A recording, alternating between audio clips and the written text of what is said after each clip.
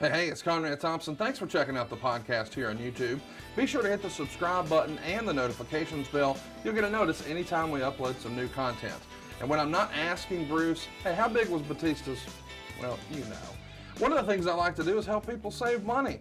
And if you're watching this video right now and you're in a 30-year loan, man, you're overpaying your single biggest bill and you may not even realize it. I want you to do a little experiment for me.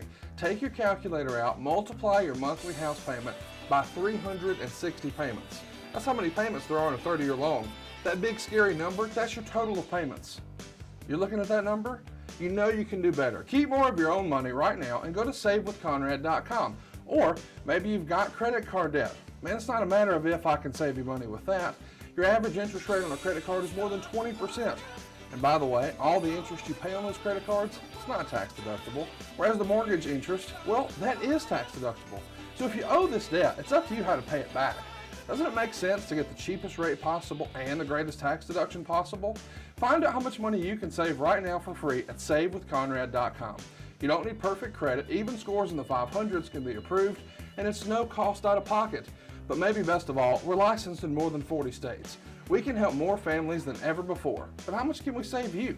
Find out right now for free with a quick quote from savewithconrad.com.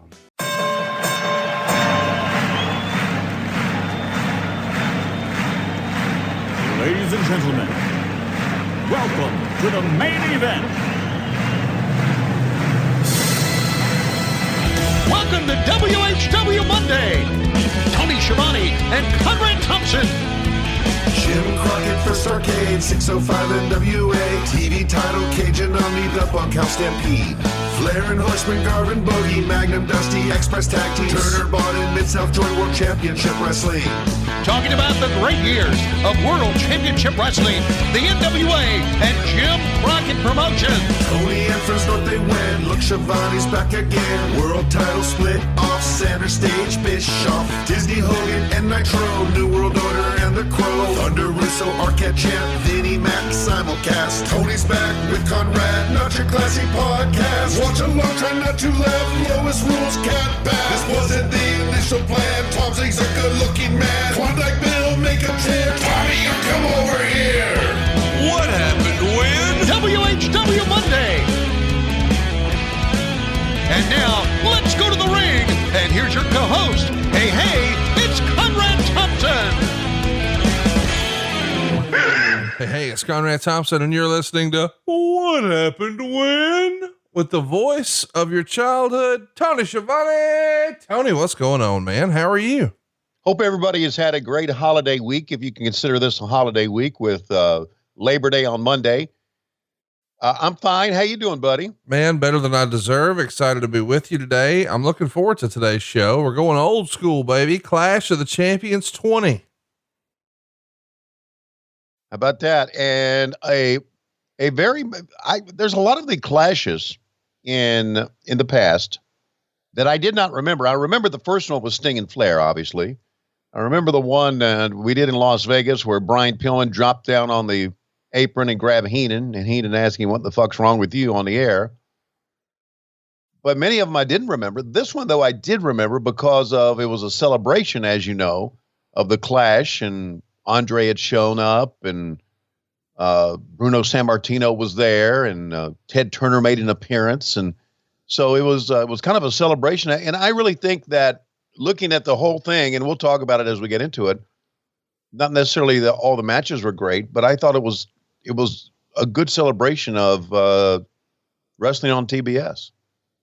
I can't disagree with that. And of course, these days we're celebrating wrestling on TNT. And this past weekend, you guys presented the latest AEW pay-per-view, All Out, with fans. How about that? Yeah.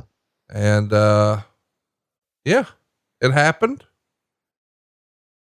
I think it's great that we're getting fans back in.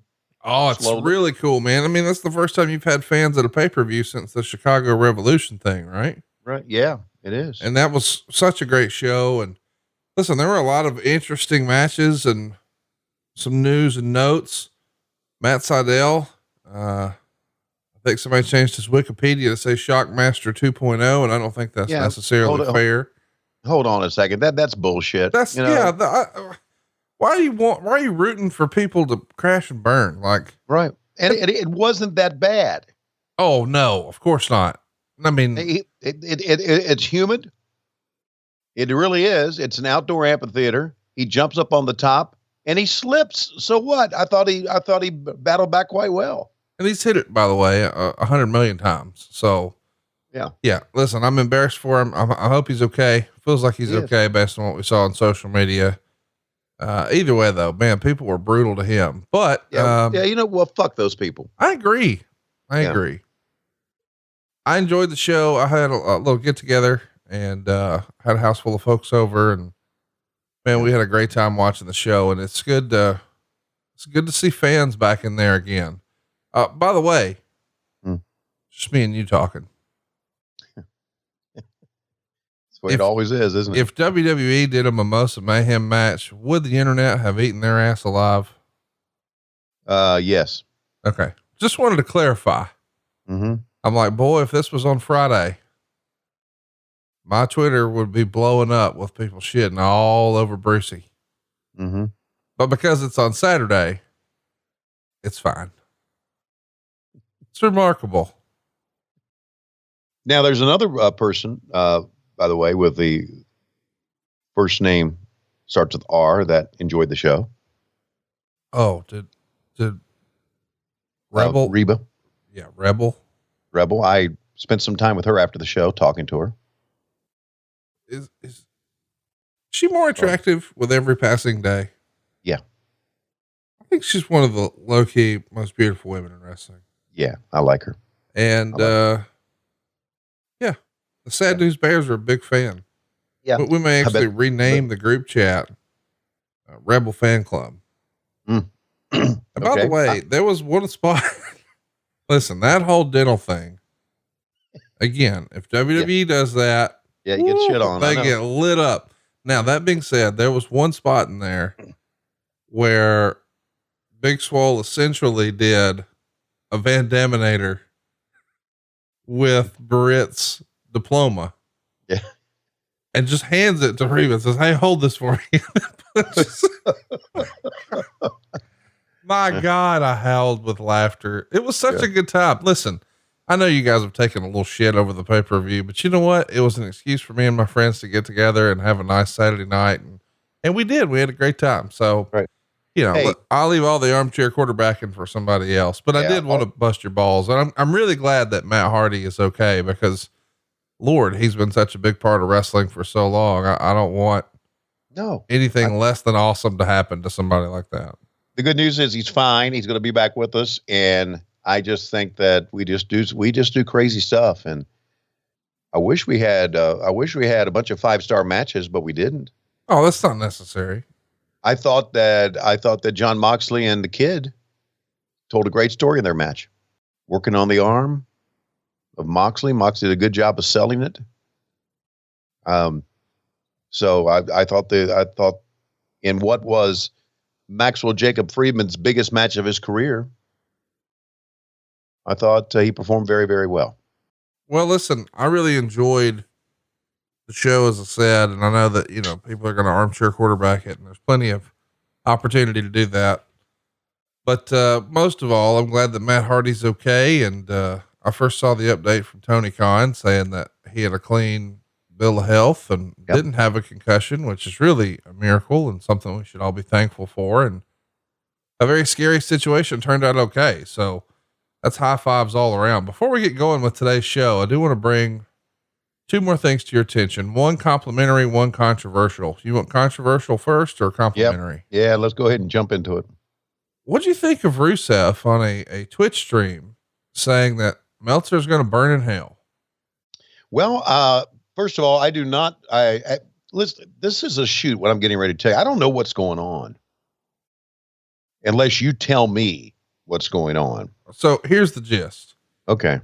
Apparently the WWE is going to require all talent wind down what they're calling third-party deals. So if you've had a Twitch stream, or if you've had a cameo and you were leveraging your WWE persona, that's got to come to an end. Sure. And a lot of this has brought heat on Lana, because Dave Meltzer reports the straw that broke the camel's back was CJ Perry's Bang energy drink commercials on social media. Of course, CJ is the real name of Lana, and Miro, who's the real life Rusev, did a Twitch stream and said, "Oh, the fucker, the motherfucker, what's his friggin' face? Meltzer once again putting out bullshit. And I'm fucking tired of this fucking guy. Like, honestly, man, get the F out of here. Like, who the F are you to speak on things like that? Because first of all, those are not true. Those are all bullshit lies. This man, one day he's going to burn in hell. Like, it's 100%. Meltzer, go ahead, collect everybody's money, collect their $10, their $20, whatever the hell you want. But let me tell you, once you die, you're most likely going to hell because of all your lies." People have strong opinions about that. Well, that's a strong opinion in itself, isn't it? What say you? Well, here's what I say. If you're into this opinion game, why did he, let me ask you this. Why did he say that? I don't know why he said that. Why did who say what? Talking about two individuals. Why did Rusev say that Meltzer's going to burn in hell? I just read you the whole story. I don't know if you heard that, but I know you read me. I don't understand. You said something about Bang and about Twitch. Lana was doing business as Lana. Okay. For Bang energy drinks. Oh, okay. She had a endorsement. WWE did not broker the deal. Okay. According to Meltzer. And because she did a endorsement deal on a WWE quote unquote Twitter account or Instagram account, whatever, that was enough to piss Vince off and say, wait a minute, if we're trying to get, do some sort of deals with a energy drink company that's going to be in direct competition, she can't do this. She's got to run this through the office. So Meltzer says that deal in particular is the straw that broke the camel's back. And then she took great offense to that and took to Twitter and said, "I'm not your scapegoat." And people ate her up because, clearly a typo, maybe a voice to text or whatever, but that's just the way people are. And then I'm sure it came up on his Twitch stream and he responded with, "Hey, that dude's going to hell for all his lies." Got it. Well, here's what I think of that then. I think if you are a reporter and you report stuff, you have to realize that people are going to get pissed off at you. We've been pissed off at him. I've said fuck Dave Meltzer before, although most of it's kind of a work on my end. Not a work. We're just having fun. Well, exactly. Having fun. I think if you're in the reporting game in wrestling, if you're Dave Meltzer or Wade Keller, Mike Johnson, think of another one who's out there, Bruce Mitchell, you're going to have to endure the wrath of some of these people sometimes. Part of the game, right? Does that make sense with you? Yeah. I mean, here's the thing. How about, let's not worry about who we think is going to heaven or hell. No, no one knows who's going to go to heaven or hell. We think we know, but we don't know. Well, so, I mean, we know you're going, like, for sure. Well, yeah, but the thing of it is that you're going to need company. Right. I don't want to go and be bored. No, you don't. And, we're going to be down there burning in hell, but we'll still have a podcast. Well, you'll also find the makeup chair as soon as you're there. I know you. That's what I'm looking for. Of course. Yeah. And I hope I find some of my friends down there. By the way, we should tell everybody Clash of the Champions 20 is what we're doing today, but there is going to be a musical interlude at some point. We're returning for one night only. Tony Reed's rap. Oh my God. Just one more time, Tony. No, I'm not doing that bullshit. We've had the same song requested 400 times. I ain't doing it. We owe it to our people. No, I don't. I ain't doing it. One more time. No, I'm not. Wait. Why are you anti one more time? Because that one more time could get you in fucking trouble. One more. No, not this one. Not this one. No, I ain't doing it. One more time. One more time. One more time. Yourself. Why are you what are you doing? We're doing a watch long of a nostalgia show. Yeah. That's it. That's all we're doing. No, but we're also doing Tony Reed's rap one more time. No, we're not. It's the encore. It's the last one. No, here's the deal. It's in the archives. No, not this song. People want this song. It's the number one summer anthem. Okay. What's the name of the anthem? WAP. Yeah. No. What? I ain't doing that song. What? I'm not doing that. I'm not doing WAP. I'm not doing WAP. Tony. Nope. You're doing WAP. No, I'm not. If we do it, I'll edit it out. We ain't doing it. Come on. The lyrics, hypothetically, are in your inbox. Come on, Tony. I gotta try. Oh no. Come on, Tony. I ain't doing it. Tony. People want it. Good. Give them what they want, Tony. Good. If you want it, then I should suggest you go to patreon.com/WHW Monday, become a top tier subscriber, and then you might get it. How's that sound? That should really, you should like that. Well, here's what I like. I like when we entertain people. We're getting ready to. How many days a week, Tony? Just tell me, how many days a week? How many days a week what? How many days a week, Tony? Come on. Oh, here? 0. Man. People want this. Yeah, good. Well, they ain't getting it. I mean, it's a pretty good beat, don't you think? Okay. Yeah. I mean, there's a lot of great beats out there. This is the one they want, though, man. Good. Gilbert Godfrey even did this over the weekend. Yeah, well, you know what? He can get away with it. I'm just saying, you're funnier than Gilbert Godfrey. Okay. We ain't doing this song. Anyway, so what else is going on? I'm just trying to goat you into this song. I ain't doing it. Tony, come on. I ain't doing it. But I do know that we got Ricky Steamboat and Steve Austin coming up. Swipe your nose like a credit card, Tony. Come on. I ain't doing it. Dude. I can't believe that you're really pussing out on me. Yeah, I am. This. No. Can we get to the show? I've been waiting on you, bitch. I've been pulled up forever. Okay, let's go. Let's get one of our top tier low-key big hogs, our glass bottom boat riders, give us a countdown. Okay. Boy, just let the record show, boys and girls. I tried. Yeah. I heard what you wanted. I'm a man of the people. You wanted Tony Schiavone doing WAP, and I sent him the lyrics. I found the instrumental. I was ready for you. And Tony Schiavone just don't want you to be happy. Tony Schiavone doesn't care about our listeners. And I think with that in mind, you will enjoy this countdown. Okay, we'll see if we enjoy it more than we would have enjoyed WAP. I think you'll enjoy this one. Okay, I'm ready. Slap dicks around the world. Welcome to the Shoe Show, players. I go by the name of DJ Turner, man. I will be supplying music for today. Coming to the stage right about now, we got the beautiful Diamond. New booty on duty. Oh, looks like we got a real player checking. Wait, that's Tony Schiavone. Oh man, what's up, Tony? Uh-oh, it looks like Tony finna give her some of that sweet, sweet con money. Uh-oh, he pulled blue chews out, blue chews on deck. Uh-oh. Wait, Tony, you're not, I don't think you do that, bro. I don't think you do that in the club. Oh, I didn't know she was that flexible.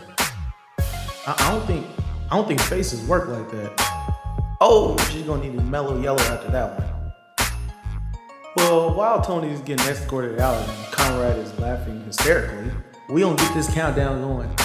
3, 2, 1, play.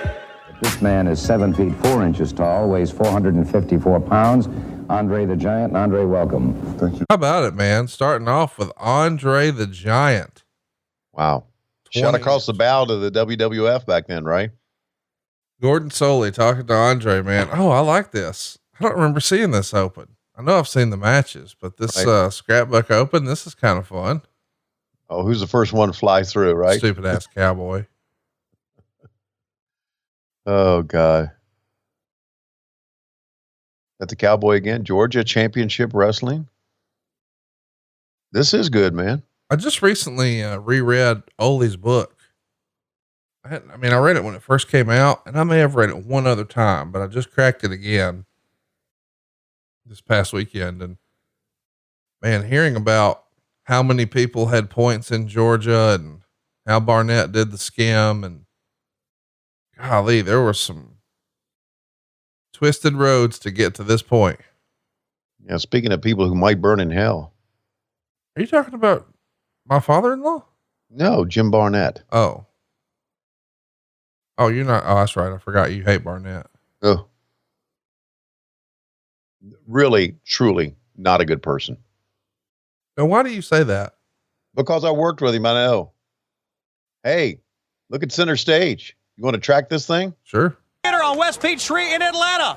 Since 1989, this has been the home of WCW Saturday Night. And of course, we are celebrating 20 years of World Championship Wrestling on TBS, Missy. I know, and it's so exciting that I remember years ago seeing Mr. Gordon Solie that's right over here. You know, limousines have been coming all day, and here's the man who set the standard, Gordon Solie, along with the eighth wonder of the world, Andre the Giant. Gordon, I know this means a lot to you, as well as everybody. It does indeed. It's a very exciting night. It's an opportunity to enjoy a bit of nostalgia, a chance for some of our younger fans to see some of the older great stars of professional wrestling, and the Space Odyssey continues as we go into the future. And Andre, it's great to have you with us. Thank you, and I'm very happy to be back here to see all my TBS, all wrestling stars. Okay, Andre the Giant and Gordon Solie with us. Our world champion, Ron World Simmons. champion Ron Simmons has arrived along with his wife. And Ron, I tell you, looking great. The world heavyweight champion got a big match, I know, against Cactus Jack coming up tonight. Hello, Missy. How you doing? Ron, This is my beautiful wife, Lonnie. Hello. Limo coming. Yes, as I am here as all the past champions, I'm here to take care of business and to keep that belt around my waist. Okay, Missy. Oh, Ron, I just want to say, everyone from Florida State University and all the alumni, we just are so proud of you, and congratulations. Well, thank you very much, and that Seminole chop will be in effect tonight. Okay, go get him. Ron Simmons, world heavyweight champion against Cactus Jack. Another limousine has arrived. You know who was the world champion back in 1972? It was Dory Funk Jr. when wrestling first started here on TBS. Exactly right. Coming out of the limo, there is the Executive Vice President, World Championship Wrestling Operations, Bill Watts. His lovely wife, Sandy. Bill, it's a great night. It's great to be here. 20 years on TBS. I'm just excited. Thanks for all the fans. Okay, Bill Watts. Hank Aaron. Hank Aaron. How you doing? It's good to have you with us this night, this big night. Thank you. This is a great night. 20 years. This is. I'm happy to be here for TBS and World Championship of Wrestling. Okay, thank you very much. Good to see you. Hammer and Hank. Didn't he hit more home runs than Babe Ruth? You're right again, Missy. He had more home runs. And the president of World Championship Wrestling, Bill Shaw. Mr. Shaw, good to have you here tonight. It's an exciting night. It's great for TBS and WCW. We're looking forward to a great evening. Okay, thank you very much. And of course, we are going to be going inside pretty soon and enjoy the wrestling action. Tremendous crowd here tonight. As we said, it started in 1972, 20 years of wrestling. I said Dory Funk Jr. was the world heavyweight champion at that time. A lot of things have changed since that. Oh, we have another limousine which has arrived. This is great. We are having a gala night here.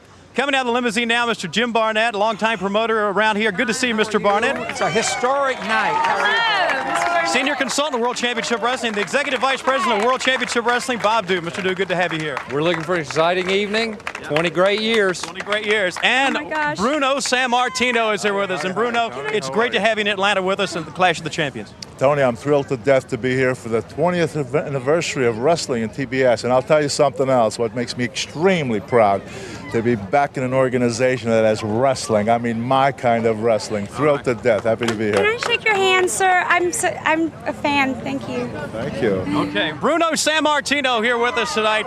Clash of the Champions. I hear a Harley Davidson. I wonder. There's a lot of noise behind his ear. And the fans, oh my goodness. The Stinger is here on this big night with WCW. All right. In that big 8-man elimination, still to come, Stinger. Man, this is what it's all about. This is unbelievable. You said it. The Clash of Champions is what it's all about. Just leave. That's all I have to say. Stinger will be in that 8-man elimination a little bit later on. And Missy, we're just about ready to go inside. What a night it's going to be. I just would like to get a chance to ride on the back of Sting's Harley.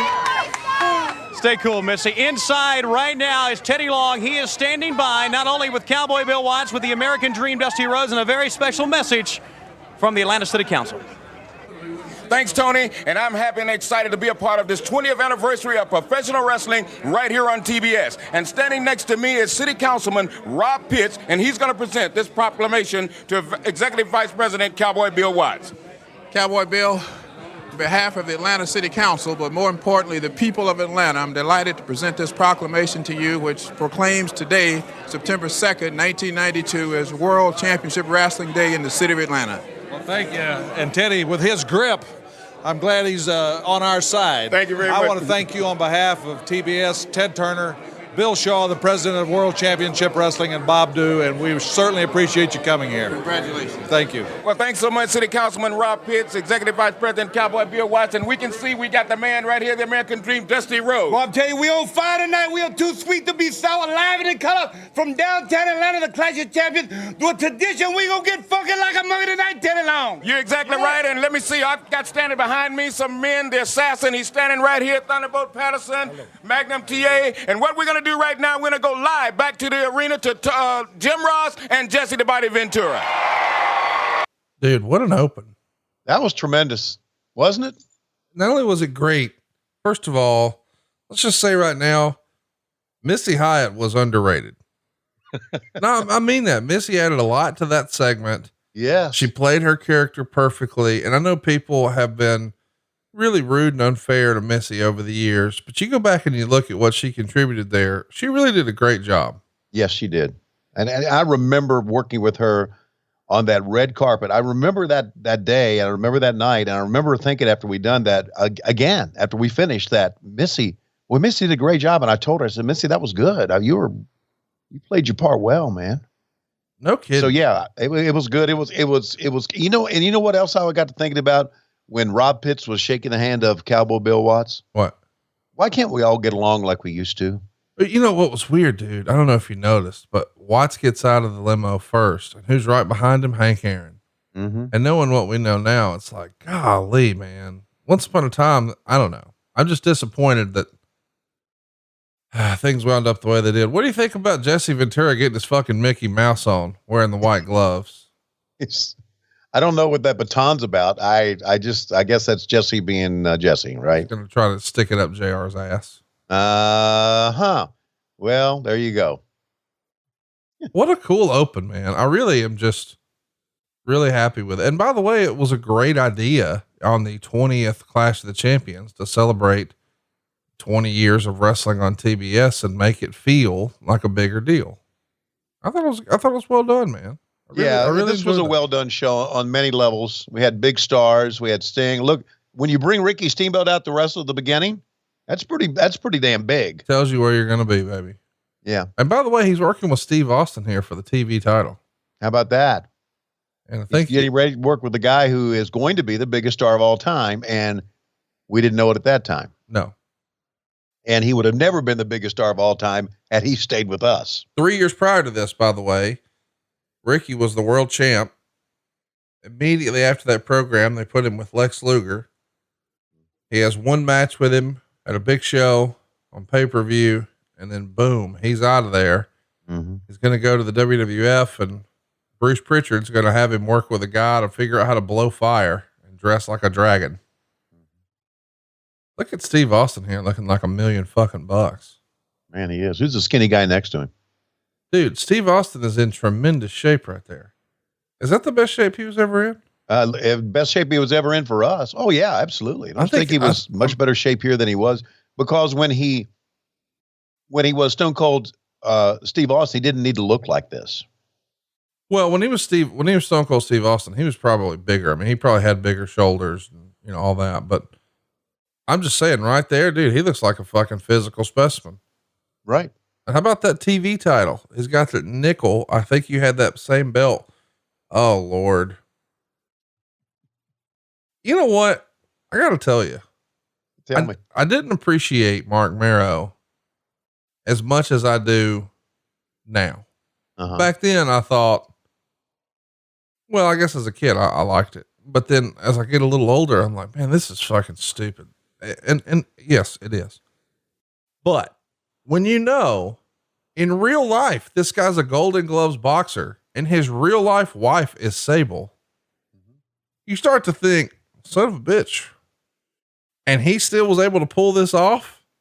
Good for him. Let's track it. Can you see by the dawn's early light what so proudly we hailed at the twilight's last gleaming, whose broad stripes and bright stars through the perilous fight o'er the ramparts we watched were so gallantly streaming, and the rockets' red glare, the bombs bursting in air, gave proof through the night that our flag was still there. Oh, say does that star-spangled banner yet wave o'er the land of the free and the home of the brave? Now, we could have had WAP on this show. Instead, you want us to play that song. Absolutely. You know, we missed the boat. I don't know if we're going to show it a little bit later, but did you see when they were painting the crowd who was there? Hank Aaron. Yeah, no, most people didn't recognize this. Maybe fans of Georgia Championship Wrestling did, but Freddie Miller was there. Oh, yeah. Yeah. Be there. Be there. Yeah. Why didn't we talk to Freddie? Tell everybody, you know, Georgia Championship Wrestling, he was one of the announcers and he was the one when they were running through the cards, and sometimes when they're going off the air, even they're still trying to push live events and they're trying to push when and where you can see it. And he would have that signature line, be there. And look, there goes Doug Dillinger shoving the very svelte Paulie dangerously with a cordless phone from the backstage area into a shark cage, old school JJ Dillon style. And they're going to lift the cage to make sure he can't interfere. It's an old school stipulation, but it sure is fun. It is. And it's amazing that if you fast forward to 2020, there's no way he could fit in that cage now. Will you stop? All right, here we go. Ready for some good action? How about this too? Here's what stands out most to me about Steve Austin here. As we know, when he gets going in the WWF, it's not going to be too terribly long in his real big time run where he needs a knee brace. And right in the middle of his big time run, he needs a second knee brace. I mean, he's out there running around like Forrest Gump. And here, he ain't even wearing knee pads. It sticks out majorly to me. Yeah. That, you know what that tells me? That just tells me the wear and tear. Yeah, of course. Sure. I just, here we got a guy in the beginning of his superstardom, so to speak. And man, just the things that guys go through to entertain us. Amazing. And he's really suffering with Casio Kid's hairline here. By the way, I wanted to mention to you that, well, we should just get into it right at the top of the show. Okay. Got a movie review for you. Okay. Did you see the new Bill and Ted? No, I haven't seen it yet, but I am going to see it. Don't do it. Don't do it? No good will come from that. Okay. Okay. I was so hyped. Like, we made a whole day of it. Mm-hmm. Great friend of the show, St. Paul and the Broken Bones, had a pay-per-view concert the day that movie came out. So I hit up Silva. I hit up, our buddy Stan, who's helping us with some research here and there. I hit up Casio. Everybody who I knew was a big fan of our real life friend, Paul. And of course his phenomenal band, St. Paul and the Broken Bones. And that was the same day that the movie came out. So I said, hey dude, here's what we'll do. We'll watch the movie and then the concert, or the concert, then the movie. Concert couldn't have been any better. Of Go out of your way to support St. Paul and the Broken Bones. Tremendous musicians and great musical talent from my home state of Alabama. But then the pay-per-view of the movie, nobody finished it. Are you serious? I was the only one who finished it, and I had to finish it a second day because literally every person gave up. It is the most disappointing movie of the year. I was so excited at the idea of this thing coming back, and it was just fucking not good, man. Well, don't you think on face value, that story wouldn't wear well with older guys playing the parts? And I know they played the same actors. I get that, but it's a movie for young, goofy guys. Well, but here's the thing. Me and you used to be young, goofy guys. Now we're middle-aged and elderly goofy guys. Okay. So we just assume that we're all still goofy at heart. I mean, let's not forget this past weekend, you were paid thousands of dollars to say, she's got a nanner on her head. A fucking nanner on her head, Tony. You remembered that, huh? Not only did I remember it, when you said it, I immediately pulled up my email and emailed myself a note to make sure that we didn't get through this show without me addressing the nanner on her head. She's got a nanner on her head. Nanner? If you think I didn't recreate that same evening, she's got a nanner on her head. It's funnier than I thought it was. Dude, it's so good. Seriously, next time Lois is like sitting in her makeup chair and she's putting on her makeup and you're getting out of the shower and you walk by, she's got a nanner on her head. You know what? I said that line knowing that Sad News Bears would react. Of course. My God, we died. Because it was Rebel. We love Rebel. I know you do. I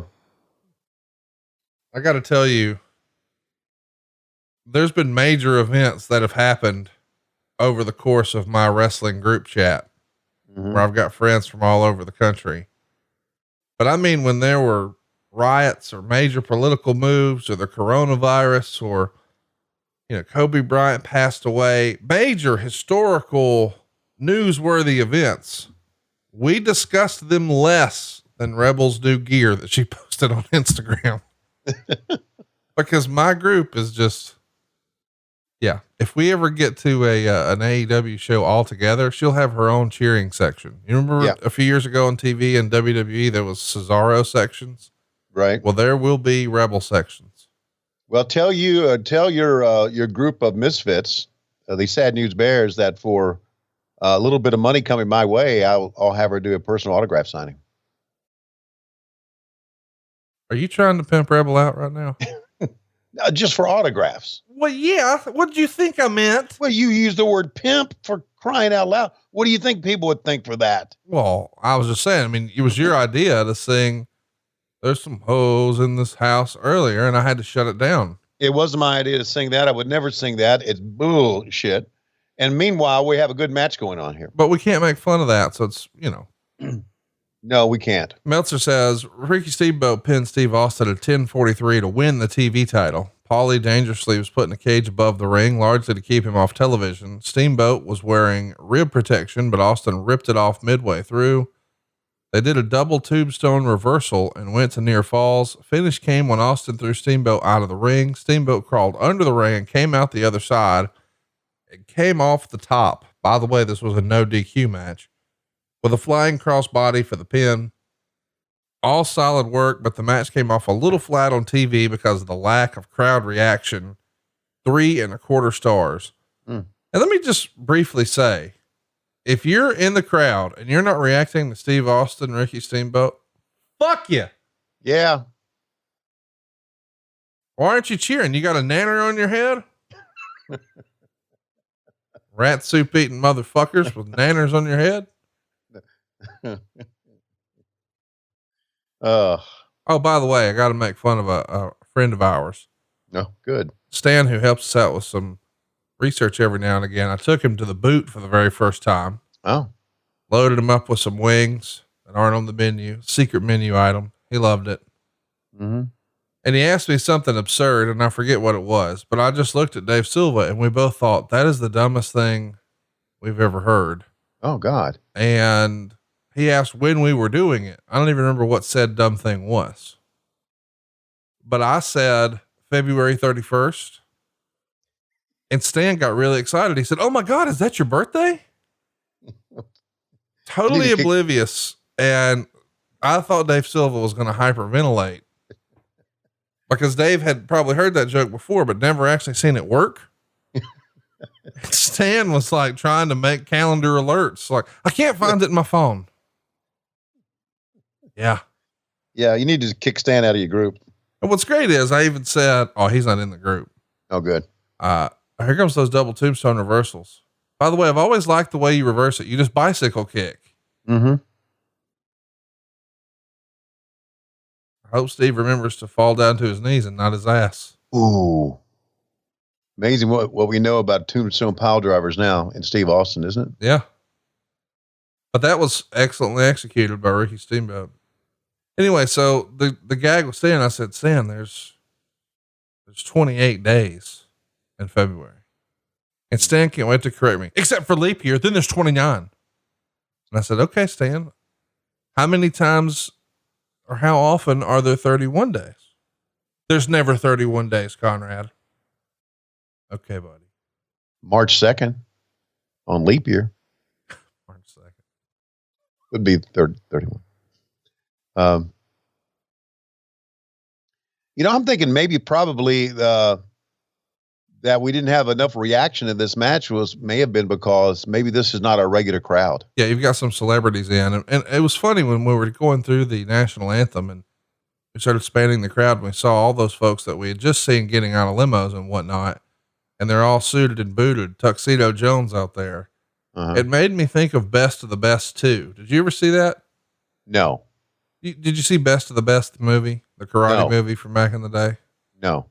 Well, in the sequel, Travis, who's like the American heavyset, quote unquote, fuck up, he's he's a great character and everybody loves him, but he's like this lovable loser character.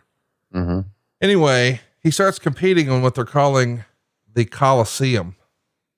And it's happening in Vegas where fighters fight to the death. And Wayne Newton is one of the MCs or whatever. So all these rich people get, their tuxedos on, and then you see, Ricky the Dragon Steamboat climbing under the ring.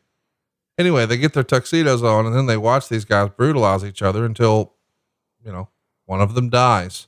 And it's shaped like this and everything. So it really made me think of that. And here we go with the finish. Steamboat's up top. And remember, stuff off the top rope is banned here, but not in an ODQ match.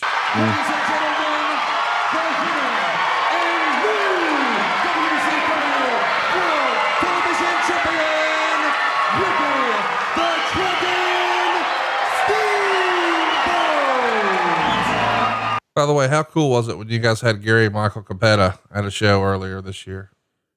Oh man, it was great. Great nostalgia.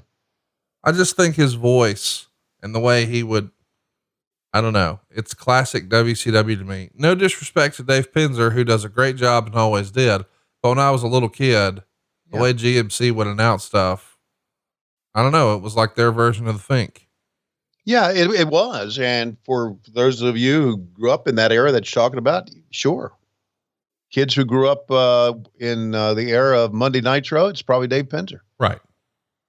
So we're time to go back to the scrapbook. Look at Mr. Wrestling 2. Man, you got to read his obituary in the Observer from earlier this year. It's something else. Really? I'm gonna have to go back and look at the back issue of it. Well, he just casually mentions I can't look at these fucking gloves on Jesse Ventura and not chuckle. What do you think, Jim Ross is saying right now? Well, Jesse, here's the fact that Kip Price signed you. Bill Watts is here. You could make the same money. Well, Jim Ross, I have one of them ironclad contracts, so I always make a lot more than you.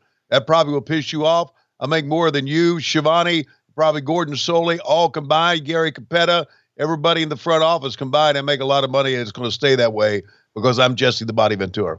Well, the fact is he's making a lot more money, but probably I'll end up making a lot more money in wrestling than him because of, okay, let's go to this. Look at the Assassins against Dusty and Ole. That's old Omni shit right there, man. That's Old South. Wow. Let's track it a little bit. One of the referees, and it's Dusty Rhodes battling all by himself. Where were you at this point, sir? I was waiting for my spot, and here it comes. You look, you watch, you watch. I had to be a little careful because I didn't want everybody else jumping me. But Rhodes was right where I wanted him, right on his backside. How about the Briscoes too, man? Oh. Man, you want to talk about ethering somebody? Read Ole's book. He was not too kind to Jerry and Jack Briscoe. Really? Well, they were part that sold to Vince too, right? Yeah. Yeah, because they own part of look who the referee is. Is that the Alabama? Is that Mike Jackson? Champion? Yes. How about it? Action Jackson, who's still in great shape, by the way. Look at Michael Hayes, baby. Hey, I'm about 21-year-old right here. Hey, I'm 21-year-old. I'm not the stooge I'll become, but look at this. Terry, come on in here. Hey, I'm going to tag out.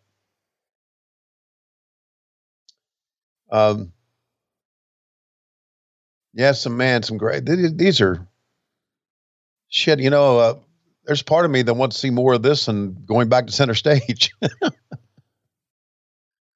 I'm enjoying this, man. Hey, throw him down there. Who's this? The Road Warriors. Look at this. How about this, Conrad? Do it again. Yeah. Oh, and they're such fine gentlemen. Pre-face paint too. I know. That's incredible. So they're still trying to figure it out. Oh man. There was no working involved in that. No. How many women do you think Ricky Morton did that float over on? 20 years worth in 1 year. Had to be a lot. Yeah. It's the man. I so much enjoy seeing those guys when they show up at our shows. They make me laugh. And I'm so happy. I'm so happy and proud that I'm part of them, part of their past.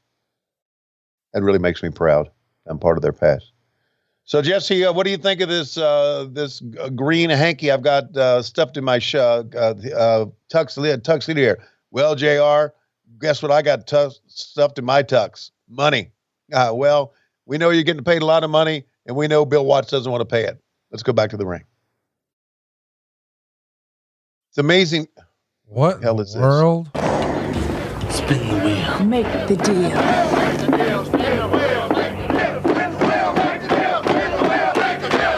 Spin the wheel, make the deal. What wrestling match will a spin of the wheel reveal? Find out at WCW Halloween Havok 92, Sunday, October 25th, live on pay-per-view. My Lord. How about Medusa in that full-blown get-up? I mean, I had to hear her talk before I knew it was her. I'm for it. Oh, I know you are.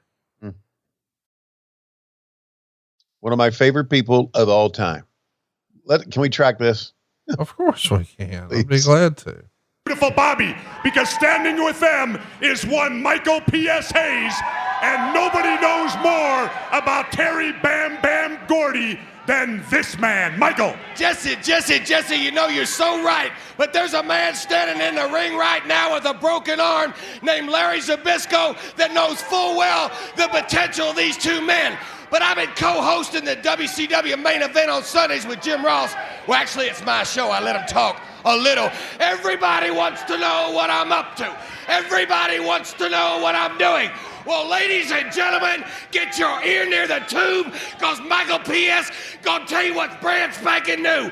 What you have here is a compilation of the best 3 tag teams that ruled the 1980s, being the Midnight Express, the Four Horsemen, and the Fabulous Freebirds, and now we are the best of the best. Back up to you, Gary Michael Kopetsky. Ladies and gentlemen, the following contest. Michael Kopetsky. How about Dick Slater here, already in the ring, as is Greg the Hammer Valentine. They're going to be Valentine taking on. Looks the same now too, doesn't he? What a great tag team they're about to wrestle too. I like, we give Michael, and I give Michael a lot of shit, but man, he, only he can get away with saying compilation. Bobby Eaton, Arn Anderson. What a great underrated tag team. Yeah, this should be good. I think when people talk about Arn as a tag wrestler, they always go to Tully. And then it feels like sometimes they talk about Larry. I don't think that this one comes up often enough. Well, no, I think it's lost in the shuffle. I think most people don't remember it. And that's because most people remember Bobby with the Midnight Express. I think they might be individually the 2 best tag team wrestlers of all time. I mean, cause Bobby was great, whether you had him with Arn or you had him with Stan or you had him with Condrey, just tremendous. And then of course, Arn Anderson, same thing. Is he in there with Ole? Is he in there with Tully? Is he in there with Larry Zbyszko? Is he in there with Bobby Eaton? I mean, Arn and Bobby are probably the 2 greatest tag team wrestlers of all time and best friends in real life. Mm-hmm. They lived what, like a block away? Oh yeah. They lived in Pineville, North Carolina at that time. I guess Arn still lives, in the Charlotte area somewhere. Yeah, he does. Right off the main drag there. Same house for what, since 97? No, they moved one time. I said since 97. Okay. That was the one time they moved. Yeah. They used to be a block away from Bobby Eaton. Mm-hmm. And then they moved to built a new house, beautiful home. They've been in it 23 years, I think. Since 97 is what I've heard. Yeah.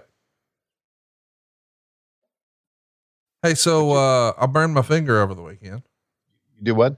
I burned my fingers. You burned your, were you cooking something on the big green egg? I was, yeah. I did a steak in a cast iron skillet, and some mushrooms on the big green egg. And, I got a new set of grill gloves. They don't work that good. Oh, okay. The gloves failed you. Okay. I thought maybe I got a new set of grill gloves and I was too fucking drunk to put them on and I burned my finger. I thought maybe that's what you were going to say. Why are you being mean to me? What did I do? I'm not being mean. I was just trying to figure out why you would burn your fingers with grill gloves on. I don't know, dude. That's what I'm saying. Like, I thought I had taken every precaution and done this thing right. And I'd never burned myself with a grill glove before, but either way, it healed and it was worth it because, man, it's hard to beat a steak in a cast iron. Yeah. Let me say this about you. Do your friends realize how great of a host you are? I try to be a good host. I appreciate you saying that. They have no concept of what's going on there. I mean, it's like, you're just the host of hosts, man. I did level it up since I saw you last. Yep. I got a new ice machine for the bar downstairs. Yep. It's got Sonic Ice, baby. Okay. What's Sonic Ice? Well, have you been to the hamburger joint Sonic? Oh yeah. Have you had a drink from there? Yeah. You know how they got those little tiny ice pellets? Yeah. Okay. I can make that shit now. Oh man. And Megan likes it so much. I think I'm getting one for the main kitchen ice maker too. So it's going to be Sonic Ice all around. Yeah. Yeah. It's just another one of those great, things that you have that makes you the host that you are. When I got there a couple of weeks ago, didn't have my swimming trunks. That's okay. What size you wear? We got them all. Yep. I don't have any suntan lotion. That's okay. Look here. What kind do you like? You like banana? You like Nannerboat? We got that. Ain't got no sunglasses. Well, here's a rack of sunglasses for you. I'm thinking, what the fuck? Where did I walk into? I walked into a place in the Bahamas or something. Well, listen, it happens a lot where people come over and they forget their trunks. Well, if they forgot their trunks, guess what else they don't have? Sunglasses or a towel so yeah, I'm loaded up for all that stuff, and it's worked out pretty well. You know, I want everybody to have a good time. Let's enjoy. Let's fellowship. It's the greatest fellowship place on the planet Earth. That makes me happy. Thank you for that. It is absolutely tremendous. And, your bunch of slapdick idiot friends probably don't realize that. I think they do. Oh, good. And I'm glad. I gotta admit, I took a L this week. You did? Yeah. Me and you talked about it when you were over that Megan wanted a new kitchen table. And I told you I ain't getting it. I ain't doing it. Cause first of all, I like the kitchen table that I have, like an old school, farm table type deal. I think it's cool. Sure. And, yeah, it is. I like the bench with it, and I don't love the chairs, but I don't give a shit. I use the bench. And, I was like, no, this table's fine. I like it. Still looks great. Serves a great purpose. Nothing's wrong with it. Not getting a new one. Yeah. My new table arrives this week. It's a round table. Didn't you realize when you said I do in the back of your mind that you were going to lose a lot of these fights? Well, here's what I've learned. And I've known this for a long time. I just needed a reminder. And so I'm offering this to our listeners. Okay. The male listeners, which as we know is 99.5%. Thank God. That shit's undefeated. Undefeated. History of the world. Yeah. So, oh man, there's the Alabama Jam. Top rope leg drop from Bobby Eaton. Arn's going to make the cover. Bam! Gets it done. Arn and Bobby are out of here and they are victorious. By the way, I have Arn Anderson's boots. I just realized that he's wearing the red and blacks, the Georgia Bulldogs. By the way, what are you guys going to do now that your quarterback has decided to pull up lame on you? Oh, you mean go to the NFL? Yeah. I heard Newman's out of there, which can't be good news for you, right? Yeah. I don't give a shit. I don't, I there's always somebody else, Conrad. You know that. Okay. There's always somebody else. I mean, Newman was a great athlete and he was going to be tremendous, but hey, college football is going through some dramatic changes right now. Oh, this year is going to be brutal. Yeah. I think dramatic changes moving forward.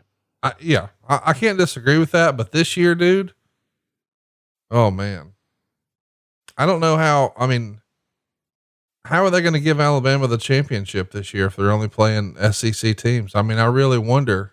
I mean, I'm sure we're going to claim it. We claim everything. Oh, sure.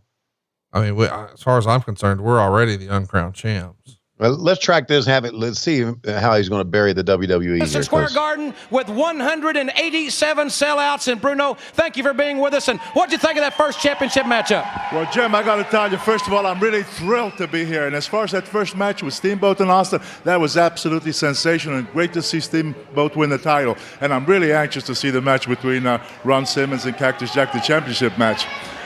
Bruno, I know that you watch a great deal of wrestling. What do you think of the product now here in WCW? Well, I'll tell you, I am so thrilled. That's why I'm so thrilled to be here because, again, I see the kind of wrestling that I was used to, the kind of wrestling was in my time, and now it's here.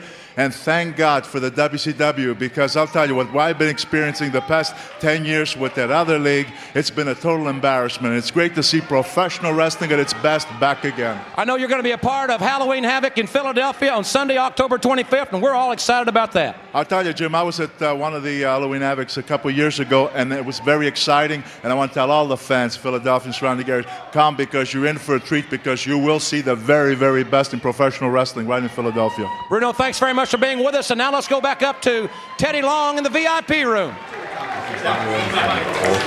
Thanks so much, Jim Ross. And here we are live in the VIP room. A lot of many great celebrities here. As you can see, Gordon Solie is talking to Andre the Giant. But as we move around a little bit, I see Bob Armstrong. Right here, Bullet Bob Armstrong, the father of the WCW Light Heavyweight Champion, Brad Armstrong. And Bob, what are your comments about this event tonight? Well, brother, it's good to be here on the 20th anniversary. You know, I had the chance to wrestle on the first card ever held at WTBS, and now all my sons, Scott, Brad, Steve, and Brian, have all wrestled for WTBS. And tonight, I'm going to watch the band try to keep that heavyweight title. That light heavyweight title. Well, thank you so much, Bob Armstrong. And here we go, ladies and gentlemen, a man that has become a legend in his own time. And I got to say myself, what an honor it is for me to be standing out here talking to this man, the legendary Thunderbolt Patterson. Well, thank you very much. You know, the pleasure is mine to be here.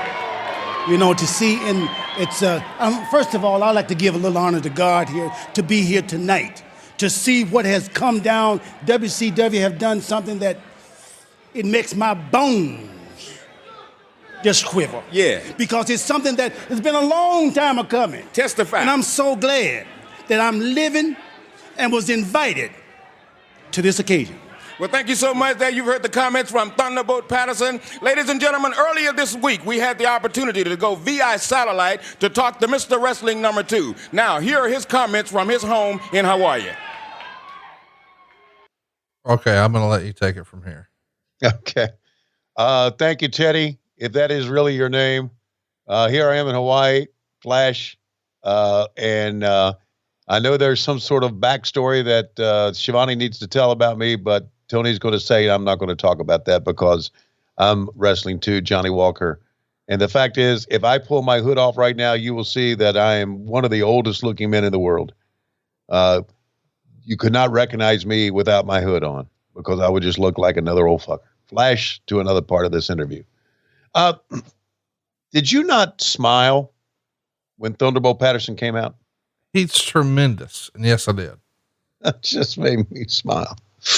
I feel it in my bones. And how about Bruno ripping on the WWE? You knew he was going to do that. That's why we had him. Why does he do that? I don't know. Oh, Ted Turner. Oh my goodness. Professional wrestling has been one of the longest running programs on TBS. Over the past 20 years, TBS has televised some of the greatest matches and some of the greatest legends of wrestling. I'm really glad to see World Championship Wrestling going back to the traditional style of wrestling, which emphasizes athleticism. And I want to congratulate World Championship Wrestling for continuing the tradition of bringing action-packed wrestling excitement to TBS. And we certainly hope we... Wow. Hypothetically, how much of a playboy lifestyle did he live when he wanted to? Oh my God. If you've got a yacht, right? Ooh, that's what you need a yacht. Dude, I'm trying to stay married. You need a yacht. I ain't doing that. Go down to Orange Beach. First of all, if I am going to stay married and I have a yacht, it's going to be me and Megan and the goddamn dogs. Yeah, right. No. If you're getting a yacht, you're doing what you're talking about, which means I ain't getting a yacht. It's going to be the Sad News Bears yacht. There ain't no chance. Sad News Bears won. I'm going to fucking spend a bunch of money on a yacht so Pond Water Dave can say, so this is what Clearwater is? Look at this belt right here. Track it. On WCW Saturday night, Brad has suffered an injury. He was in Sapporo, Japan recently, wrestling the Great Muta, injured his knee, and he's been working very hard to try to get into shape to wrestle tonight on Clash of the Champions. But the doctors have said, no, Bill, he cannot wrestle tonight, defend the light heavyweight title against Flying Brian. That's very true. You know, when you're looking at young athletes, the first thing you look for is a great heart. And Brad Armstrong has it. And this kid was wanting to go so bad on the Clash. His dad's here, who was one of the guys that started the tradition on TBS. And this young man was wanting to go no matter what. But we figure his doctor knows a little something about injuries, and that was a tear in the ligament. That's a serious thing, and to push it too soon could end his career forever. So we've made a rough decision, but the decision is, because it's been over 5 weeks since he's defended the title, we're stripping him of the title, and we will hold a tournament. We'll announce the time and the date and the place for that tournament. And we're really sorry for Brad, because he's got the heart. He's part of what makes this tradition great here. Our heart goes out to him, but we do have to honor the decisions of the medical doctors. Okay, so there you have it from Cowboy Bill Watts. We understand right now, standing by with Jesse the Body Ventura is Brad Armstrong. So let's go back to the arena floor. Well, Man, how about Brad Armstrong's mullet? What a glorious mullet. Man, there's a certain line, I think, in wrestling shows between talking and wrestling. We're over I think we've stepped over the line here. We're over it. Yeah. By the way, Meltzer says Clash 20 took place September 2nd at Center Stage in Atlanta. Part reminiscing and old time tape features, part wrestling card. As the former, it was a very enjoyable show. I'd give the show a strong thumbs up because I enjoyed the old features. As a wrestling card, it wasn't bad, but it wasn't good. 8 matches turned into 5, but the show was better off that way, and at least it was free. Quite frankly, I couldn't wait for the matches to end to see more old footage. None of the bouts were bad, but the wrestling aspect was nothing special. Oh man, I was just thinking when we saw Brad Armstrong's mullet, I was like, he might have like a Brian Pillman-esque mullet, and there's Brian Pillman. And I got to tell you, Brad Armstrong whooped his ass in the mullet department. Those curls are for the girls. Yeah, I tell you, I love mullets. You think I should get one again? God, please, Tony. Wouldn't that be great? It really fits your persona. You got that white trash cubic zirconia earring in. If you could just complete the look with a mullet, Lord, it would be great. And by the way, I loved when y'all did a red carpet event this past weekend. You made sure to get dressed up and wear your very best pair of Skechers.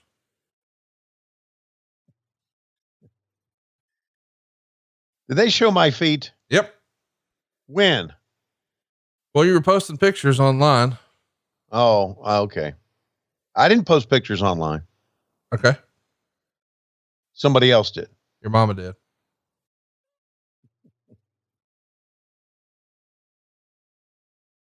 That's all you got to say about our red carpet? I had Skechers on. I didn't watch the whole thing. I told you I was hosting people. By the way, they weren't Skechers. They were Tommy Bahamas. Ordered from Tommy Bahamas. So there, fucker. Why are you like in a bad mood or whatever? Well, I don't know. I mean, you talk about the red carpet. The only thing you can say is Skechers. Why? Ripping me because of my shoes. Guess what? Guess what? Guess what? When I found, guess what? Guess what? I found out I was going to be on the red carpet the night before. So there, those are the shoes I had. And Brad just got whacked in the head. Why didn't y'all just send downtown Bruno to get you a pair of shoes? I had a pair of shoes. I didn't think my shoes would come into play. And they didn't until you mentioned them just now.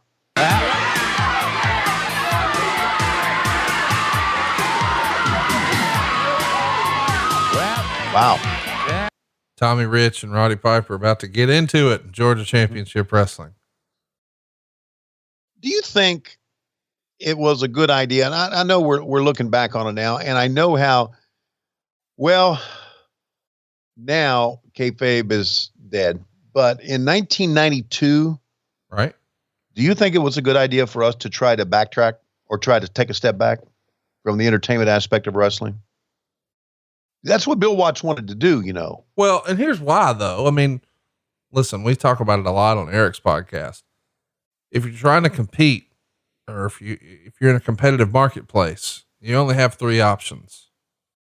You can do what they're doing and be better than they can be at it. That's number 1. Number 2, you could do what they're doing and present something that's less than what they're doing. Or you can do something different than what they're doing. And I think you guys made the right choice in, we're not going to be better. Can't do what they're doing better. So let's try to be different than. Mm-hmm. I think that was the only option. And clearly it wasn't working, but let's talk about this. What was working for the WWF in September of 92? Not much. Mm-mm. They're trending down. You guys are trending down. You guys are clearly, further down than they are, but whatever, it's still down. And Bruce Pritchard, by the way, subscribes to the business is cyclical. I don't necessarily think that's true. I think that creativity is cyclical, not necessarily fan support. That's just my opinion. Like, let's look at football teams. when you're winning, you're 12-0, you're sold out every weekend, every game, standing room only. Now let's go 0-12. Going to be a lot of empties. So I think it depends on what type of product you're putting forth as to how the crowd responds to it. And if they feel like they're getting less than they used to, they'll watch something different than what you're presenting. So I'm all in on Eric's strategy of be different. Yeah. Oh no, I agree with all of that. And the problem with WCW 2000 was we were less than. Oh, big time. Yeah, we tried to be the same, but we were a bastardized, cheap copy of what they were doing at that time. Look at Bill Eadie, man. I love the Masked Superstar. Fuck. That brings me back to my childhood. Does it really? Yes, it does. Masked Superstar and Blackjack Mulligan. Yeah. Baron von Raschke, Greg Valentine, Paul Orndorff. That's my childhood, boys. Ole and Gene Anderson, Ric Flair, Harley Race, Dick Murdoch, the Assassins 1 and 2, Cyclone Negro.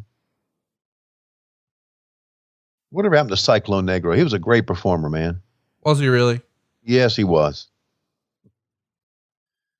Who else? What else, man? Since we're reminiscing here. Rufus R. Freight Train Jones, Paul Jones. What about Pork Chop Cash? No, I don't remember Pork Chop Cash. He was not in Mid-Atlantic. Oh. Avalanche Buzz Tyler. Man. Great stuff. Whew. I miss those days, buddy. I miss the thrill. Terry Funk was another one. I miss the thrill of watching a TV show, watching a wrestling TV show. I know I'm sure I'm boring you, but watching a TV show, a wrestling TV show, and seeing that these guys were going to come to and have a card in Greensboro, and us talking about where we're going to go there and all get together in the car and drive down, the excitement of us going to a house show because of how they set it up on TV. It's a feeling of excitement that I can still remember. And I remember it more than, hang on a second. This is Dusa again, isn't it? Yes, it is. It's the same commercial. Listen, I need, can you do me a favor? Spin the wheel, make the deal. What? Can we recreate this at your house over Thanksgiving weekend? No. What I'd like to have is Lois knock on the door with her hair all teased up like that. Actually, no, I'll make Megan do that. Yeah, please. She'll do the Medusa roll. And then we'll have, we'll have Lois waddle over with an eye patch on her knees. Like she was the little person. And I want Matt and Chris and everybody else, spin the wheel, make the deal, spin the wheel, make the deal. How about this package on Ron Simmons here? Showing all of his old football clips, Florida State. Man. He looks like a fucking Adonis. He was, buddy. Look at this. Dude. Showing him run the stadium steps. Yeah. Getting his jersey retired. Looking at the old locker framed up. Dude. Kids. Beat the fuck out of people. You know what though? I dig this. This felt real. Yeah. So cool, man. There's the big title win right there in Baltimore.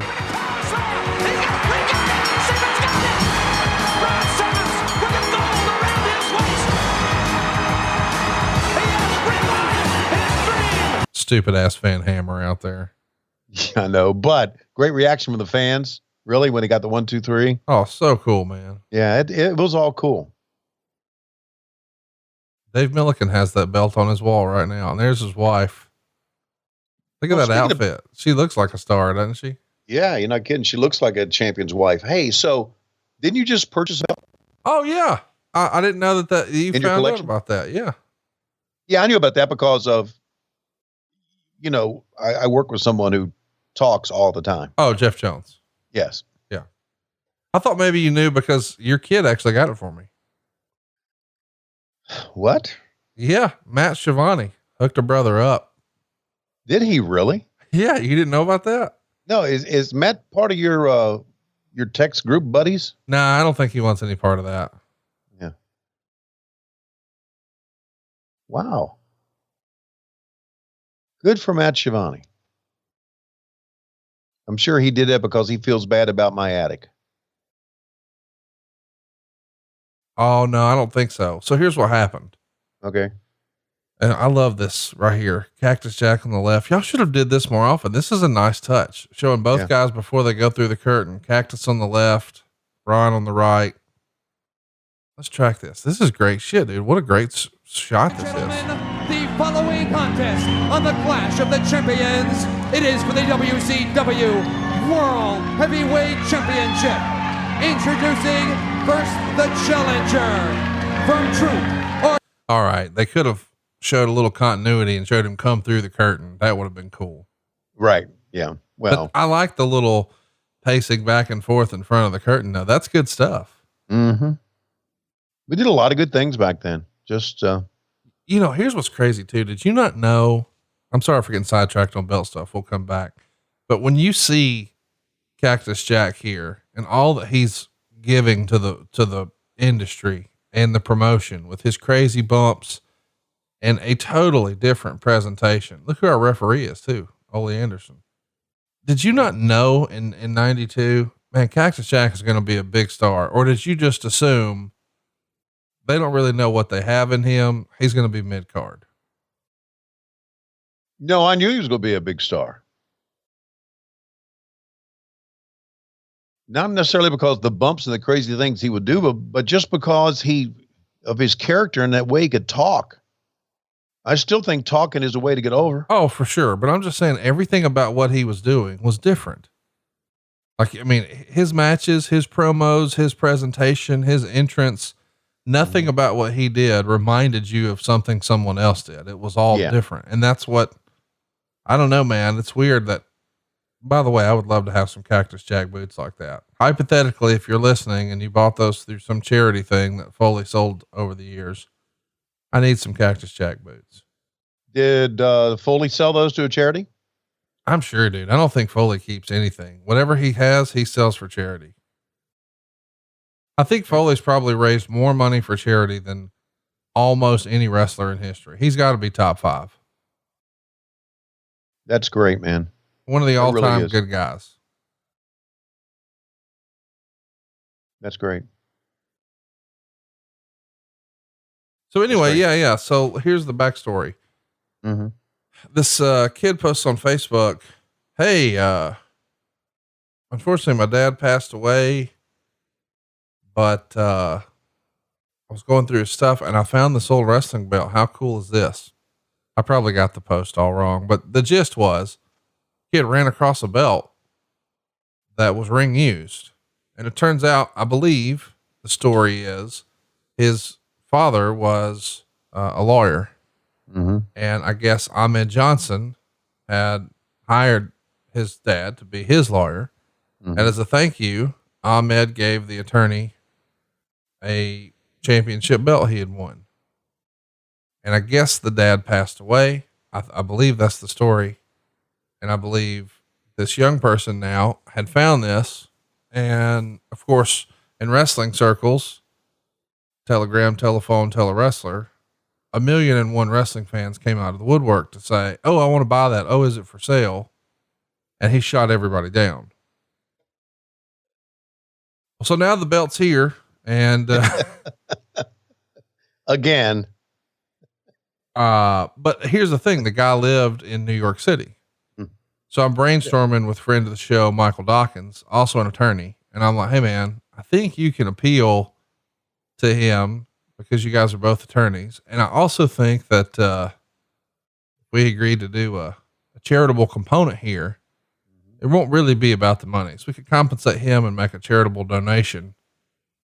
And, I think he'd go for that. And Dawkins was like, I'm on it. So Dawkins figures it out. We've got it all done and handled, but this is a complete and total stranger. So I'm probably not just going to PayPal a complete and total stranger. So then we're like, who do we know in New York? And I think of my friend Andrew, and I think of my friend Mike. And then he says, duh, what about Matt Schiavone? And I'm like, holy shit, I forgot Matt lives up there. So he talks to Matt, and I'm like, hey, Matt, send me your bank information. He's like, what? I'm like, I'm going to send you a wire. He's like, oh, I don't know how to do that. I'm like, just send me the bottom of a check. Like, send me a picture of your check. So I go into my bank, we get it all done. I'm like, all right, check your account. He's like, hey, it's there. Boom. So then they have to meet in a place. And of course, me and Dawkins are like, hey man, since this is a stranger and you're going to be carrying thousands of dollars in cash, try not to die or whatever. If you could, that'd be real good.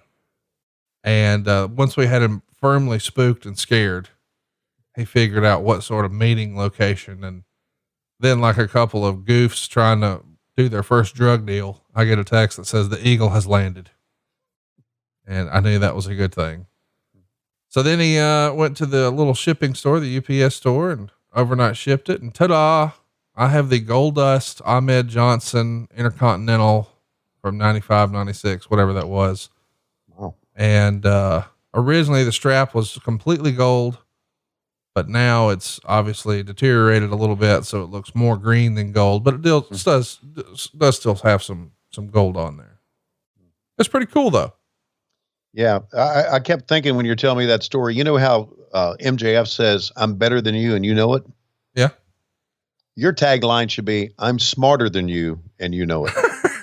What did I do wrong? You didn't do anything. You just knew how to, you were just, of the millions of fans that wanted it, who landed it? Well, you did, because you're smarter than all of them. You have a plan. You don't say, hey, I want the belt. Hey, I'll give you some money with the belt. You don't do that. That's true. My lawyer get in touch with your lawyer, and we got a pickup man, and we'll pick it up here, and we'll fuck.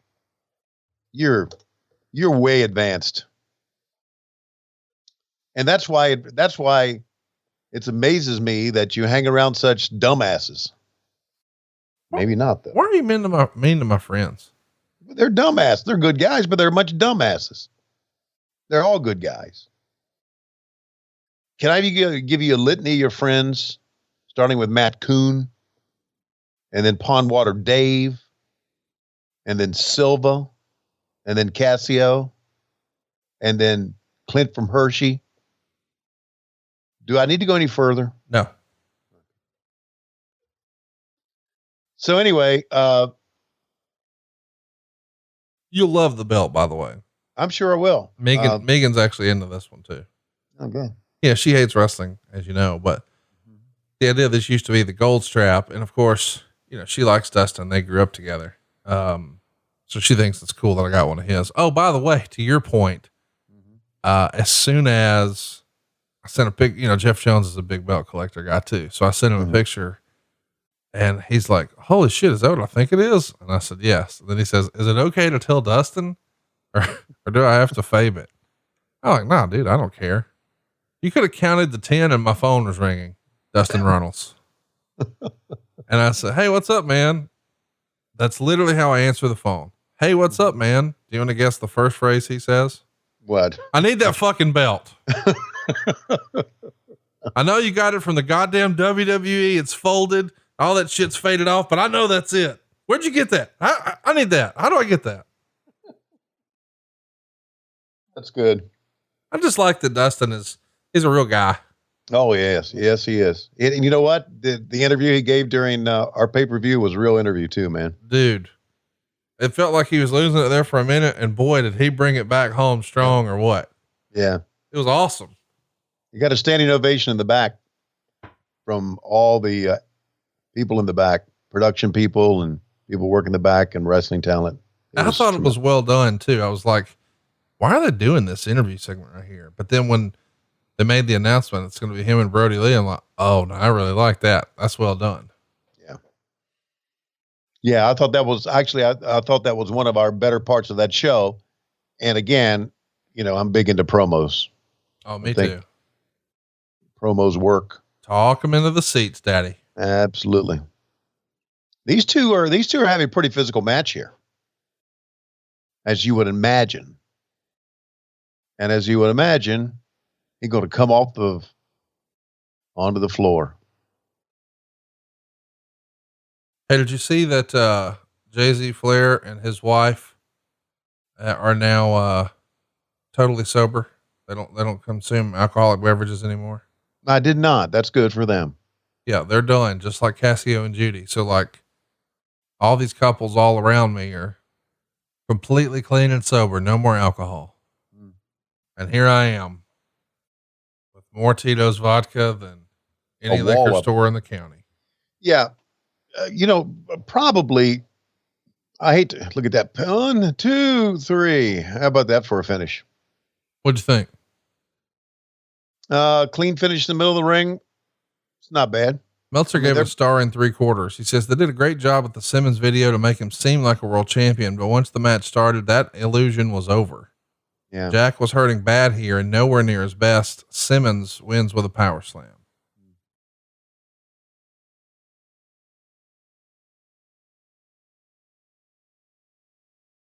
Yeah, not the best power slam either. Speaking of power slams, man, Dustin and Cody, they give great power slams. Yeah, it's like a Rhodes tradition. I think them and Randy Orton probably have the best one. Mm-hmm. Hey, did you see Tony Khan's tweet over the weekend that really tickled a lot of folks? Let me let you in on something. Oh, you don't look at Twitter. You pay. That's right. That. When you ask the question, did you see so-and-so's tweet? If you ask me that question, the answer is no. No.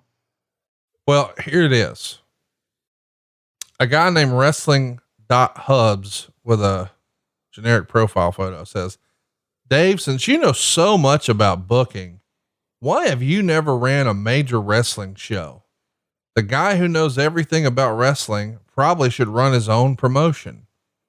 And Meltzer responds, doubt there have been any bookers who have made close to what I have over the past 20 years would be the great smart ass answer. But I'm really, really happy and fucking great at what I do. And Tony Khan replies, I do okay. And Mark Madden can't help himself and says, now, were you born on third base or did you hit a triple? And Tony replies, I, in fact, went on a lengthy rant about being on third base in my all out media call on Thursday. I hope you enjoy the show tonight. And Mark says, I will. And it's good to see you've learned to take a joke since our last meeting. Have you ever wanted to crawl under a chair more than when Mark Madden started to roast Tony Khan at your birthday party? And you know what? When he was roasting him, me and you just looked at each other. Yeah. And it's almost as if Mark Madden was looking at us saying, what's coming out of my mouth here? What am I doing? Dude, you and I looked at each other and we were both like, did you ever see Arrested Development? Parts of it. Yeah. Well, there was a great thing, a recurring gag, and I'm going to butcher it, but we both looked at each other almost as if to say, I've made a huge mistake. This was well-intentioned. I got Lois here. There's a lot of fans really excited to celebrate Tony, but we didn't think about the fact that Tony Khan might actually, out of respect to you, pop in and Mark Madden is going to have a live mic and try to ether him. This seemed like a good idea on paper, but right now I want to be back in Alabama real bad. Real bad. Yep. Yeah.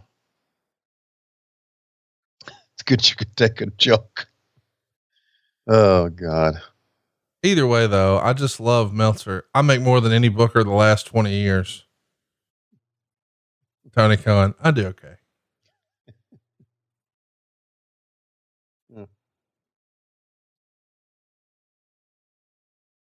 How about Dusty Rhodes and Bill Watts there in Japan, ringside watching? It's pretty cool, actually, isn't it? Great footage. Chono up top.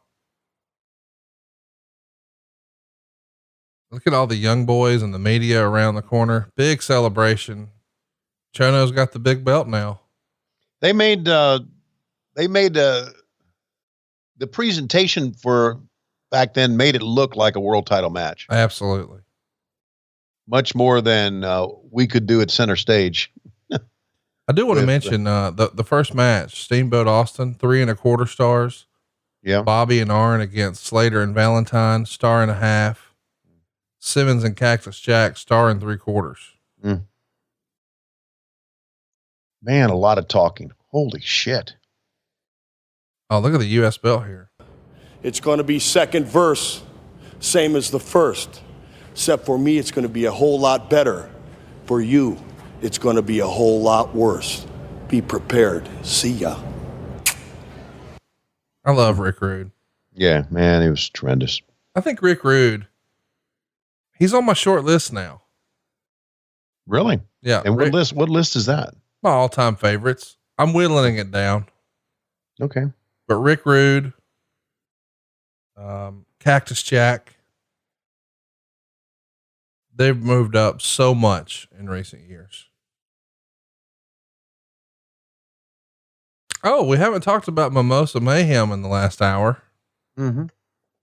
What do you hope to see in Mimosa Mayhem Part 2 when they do the rematch? Are they going to do a rematch? Fuck, I hope not.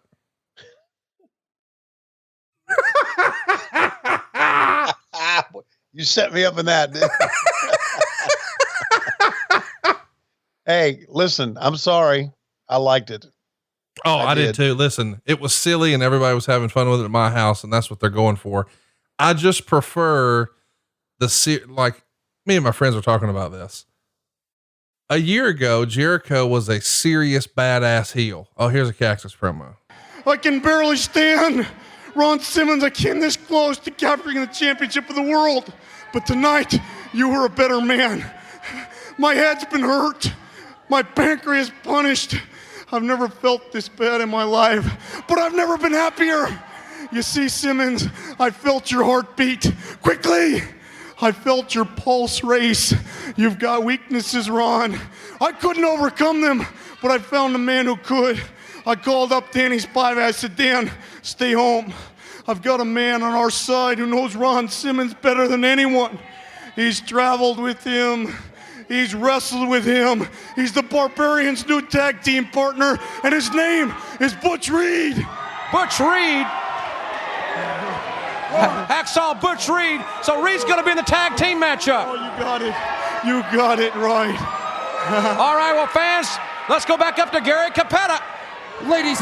Dude, I love the Barbarian's look there. He should have kept that his whole career. Yeah, I liked it too. That was Barbarian-ish. That was legit Barbarian-ish. And of course, he's legit tough guy. Right. Oh God.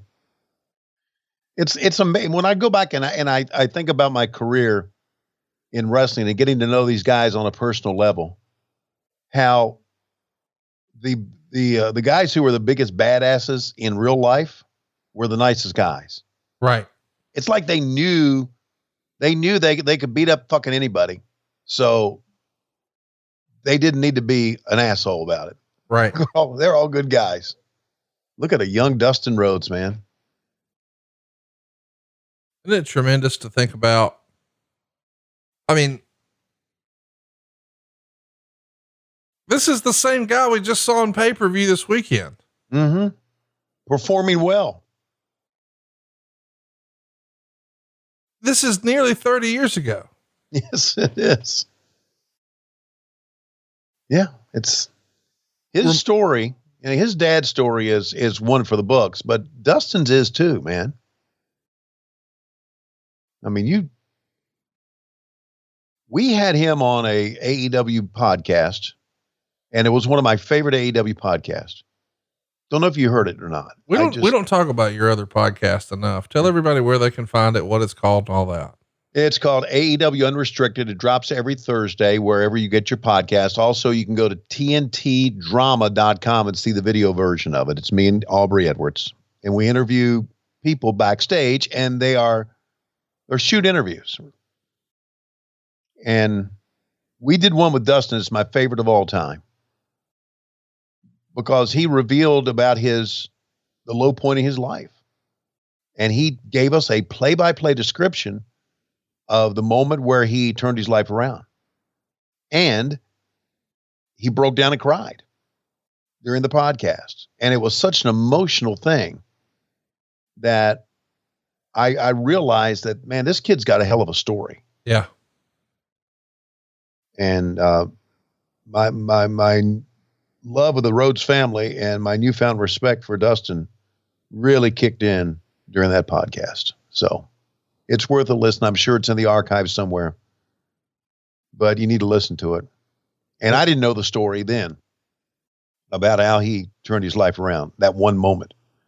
And of course, his dad was involved in that. Is he talking about the one moment, like when he was like sliding down a muddy hill or something like that? Yeah. Yeah. Crawling.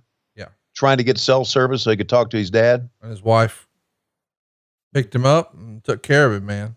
Yep. Well, really a great story. It is a wonderful story. It is a gut wrenching, but heartwarming story all in one. He pulled the nose up. Yes, he did. And by the way, he and his wife have a beautiful home.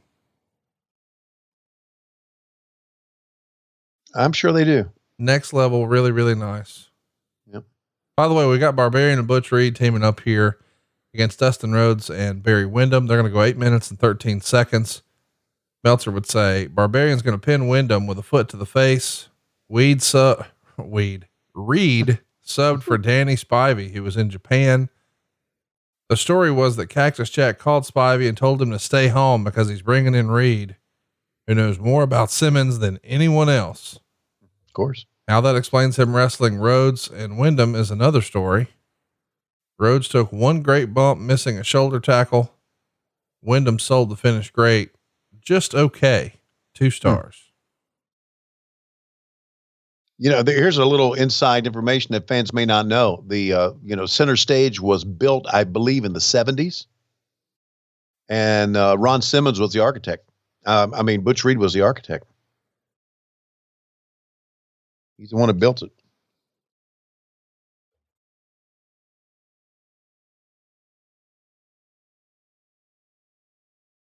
He's the one that built it. I didn't think it was that funny. That's why I put the. Yeah. I'm with you.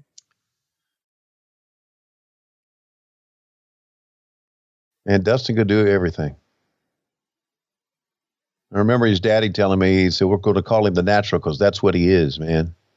He said his aptitude for this business is as good as anyone his age. And he was right. And I tell you, as we're doing this, I have not seen the match between he and Brody Lee, but I'll bet you it'll be a good one.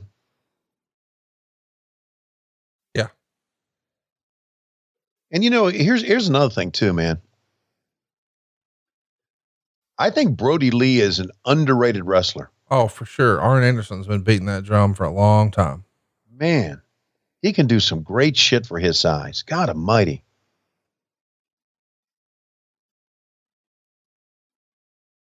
Wow. We are very fortunate we have a guy like him with us.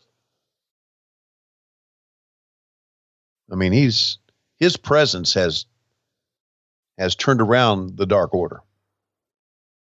Can't think of a guy.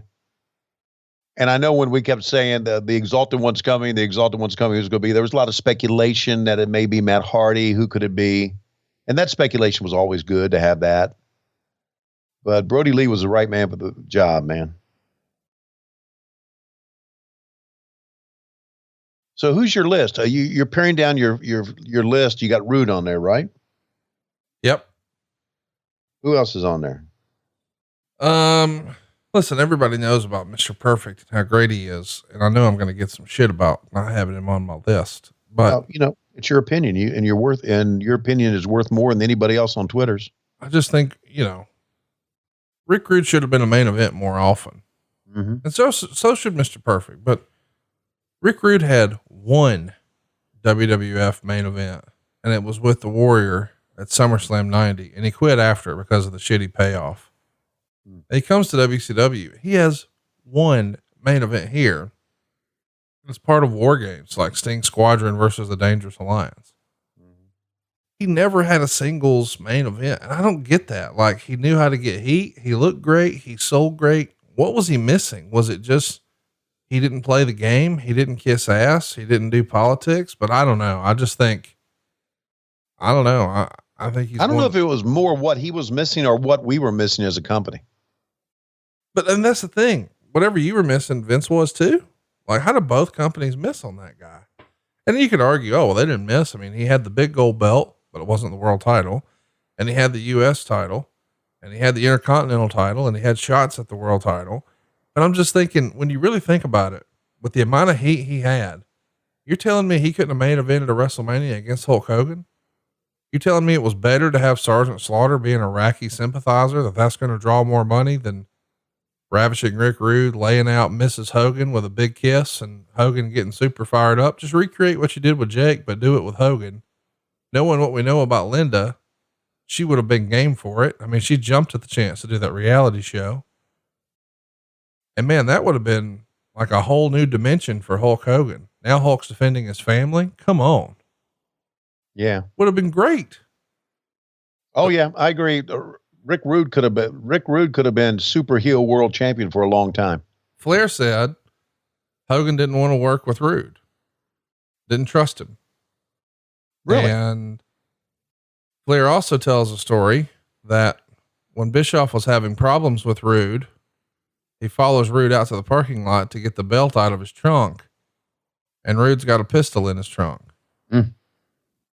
And it intimidated Eric. Now Eric's never told me that. That's according to Rick. And then there's that famous picture out in front of some random fucking Marriott in Atlanta. And out in the parking lot, it's got Rick Rude standing next to Big Van Vader with a fucking 9mm in his hand. Maybe that's the same Bischoff trunk story going, but, and there you see Barbarian gets his hand raised. I just think Rick Rude should have been in the main events. That's all. Yeah. From a fan perspective and a fan who's, studied and watched the sport and knows all about it, that's a hell of a kick right there, buddy. Dude, that was a real one. There's been a lot of big boots over the years we saw from Hulk Hogan. None of them connect like that one did. Oh man. Barry didn't have to sell that at all, buddy. No, just legitimately fall down.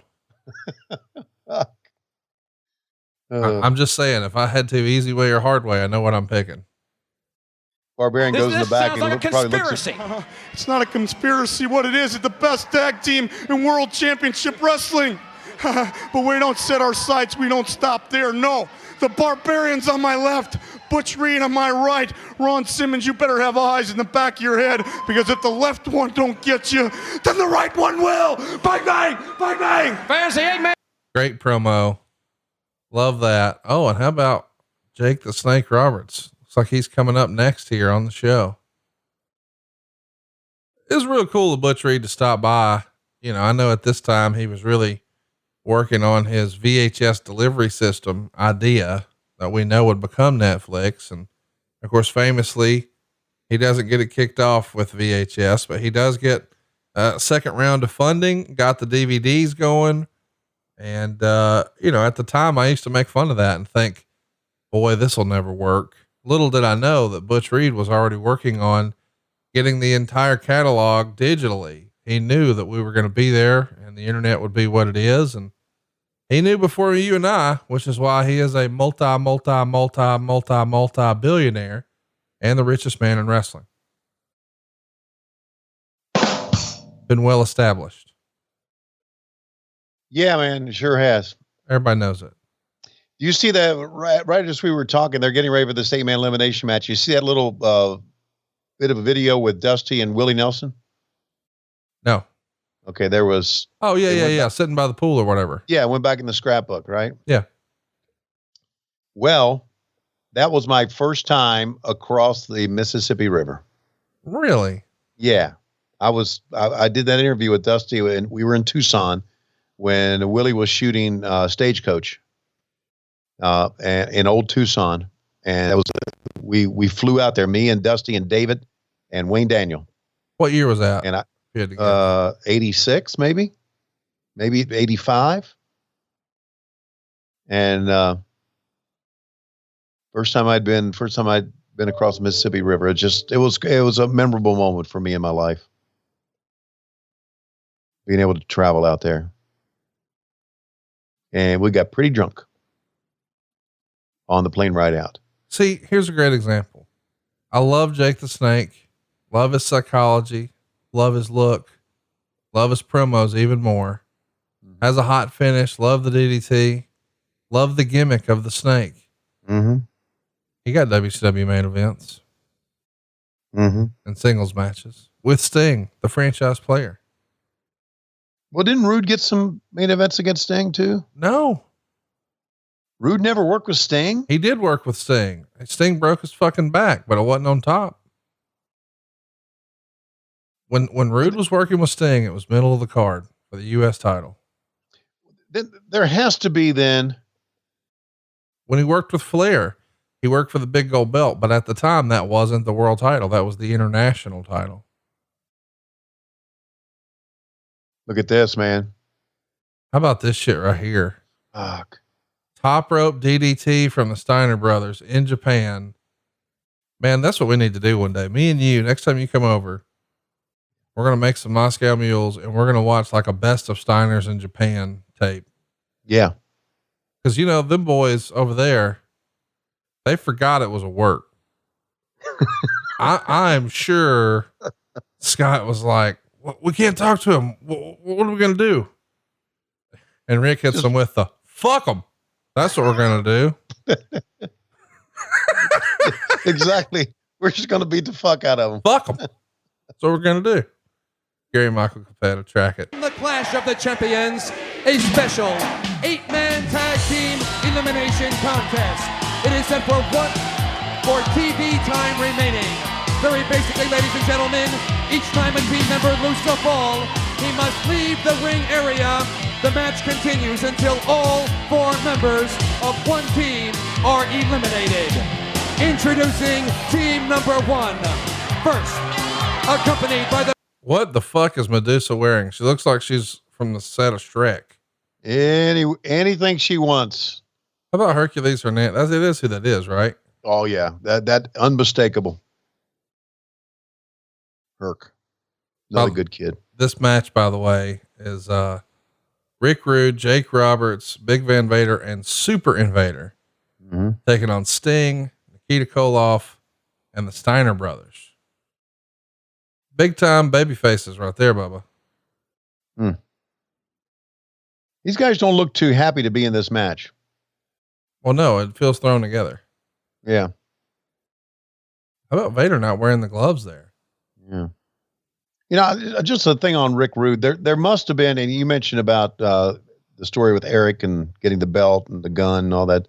There must have been something about Rude that I was not aware of. And I don't know what that is. Well, listen, I was told that he was on a lot of shit. I don't know that. It's just what I've heard. Right.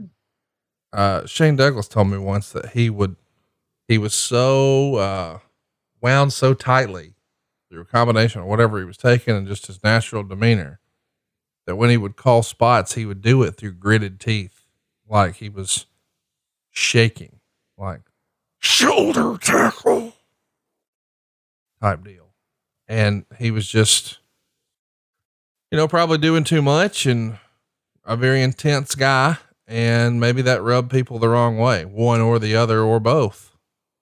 How about the WCW wrestling buddies? Yeah, man. I think I got one of those. I was going to say, I bet Matt or Chris had one of those. Yeah. By the way, somebody asked me the other day, I forget who it was, but somebody was like, I haven't spent much time with Chris. And I said, oh, Chris is that's what it was. someone said, "Hey, do you think there would ever be, since we've done Ask Tony and we've done Ask Lois, do you think there would be any interest in doing a Ask Matt Schiavone?" And I said, "Well, that could be fun." Oh, it was Dave Silva. He's like, "Well, he's got a lot of great stories." I said, "Here's the deal though. If you're going to do it, you got to do it with Matt and Chris." Mm. And he said, "Why?" I said, "Because Chris is the crazy one." Mm-hmm. He said, "What do you mean?" I said, "Matt would give you very nice analytical whatevers. Chris would tell you about the time he climbed up on the dresser and gave somebody a missile drop kick." Mm-hmm. And he's like, "Did that really happen?" I said, "Nobody's told me that, but I just know for sure that when Jim Cornette used to describe Tony Schiavone's got 6 Howl at the Moon kids, the one he was really talking about is Chris Schiavone. Nobody has to tell me that. I know that. Yeah. You can meet him and tell this is the Howl at the Moon kid that Corny was talking about." Yeah. I can tell you Chris Schiavone's story right now in Connecticut. Lois and I are on a date in New York City. We get a call or we come back and the babysitter tells us that, Tim had, got his head split open.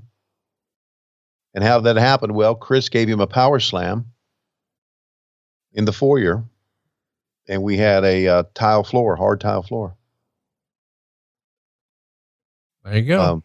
There you go. That's Chris. But here's the thing. Chris knew red draws green. You know, he was trying to draw money. Mm-hmm. He wanted them standing room only, hanging from the rafters there in the foyer. Yep. So, you know, and in fairness, he gave Tim options, you know, easy way or hard way, and he chose hard way. So bam. Yeah. Split your dome, son. When we would go to Disney, I want you to visualize this. Okay. And this is why. All right. When we would stand in line at Disney for a ride, here's how we would stand in line. We would have 2 kids, Matt and Laurie, in the front, and then me, and then Chris, and then Lois, and the twins in the back. Or we would have the twins up front, and then Lois, and then Chris, and then me, and then Matt and Laurie. In other words, Lois and I had to stand on either side of Chris and shield him from the other kids. Yes. Because When we he's the stand heat in line, seeker. because he invariably would smack somebody in the head or piss somebody off. Right. He has always been the biggest shit disturber ever. You know he what? Still is that in life. We know for sure we've got nicknames for the kids, right? So we've got Jobber Schiavone, and we don't have to talk about who that is, but we've also got now officially, we can dub formally Chris Schiavone is Heater Schiavone. He's the heater. Yeah.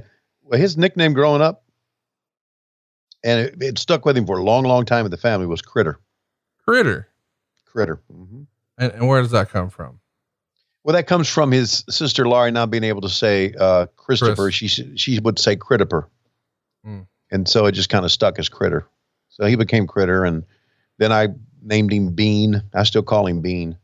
And I don't know where that came from. But Heater Schiavone is. I know. Heater Schiavone is the right one. Yeah, Heater Schiavone is a good name. Yeah. So yeah, if you want to. Now, is it true that Laurie's nickname was Cooter? No, it's not. Oh. No, she's a smart one of the family. Oh, without question. We knew that. Yeah. Have you seen, I haven't sent you a picture of the wall in her office. Oh, that sounds a little scary. No, you were like this. She had shelves built. Okay. Okay.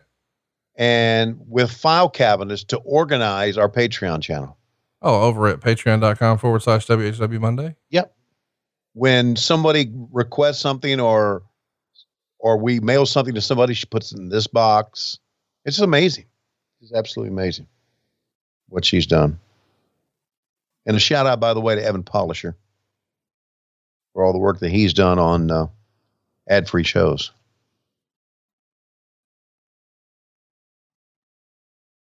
We got good people. Ain't no doubt about it.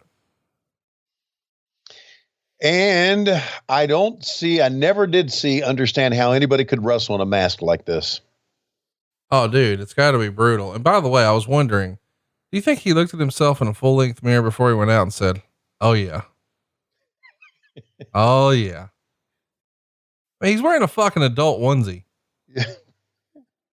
Well, it's a unique look.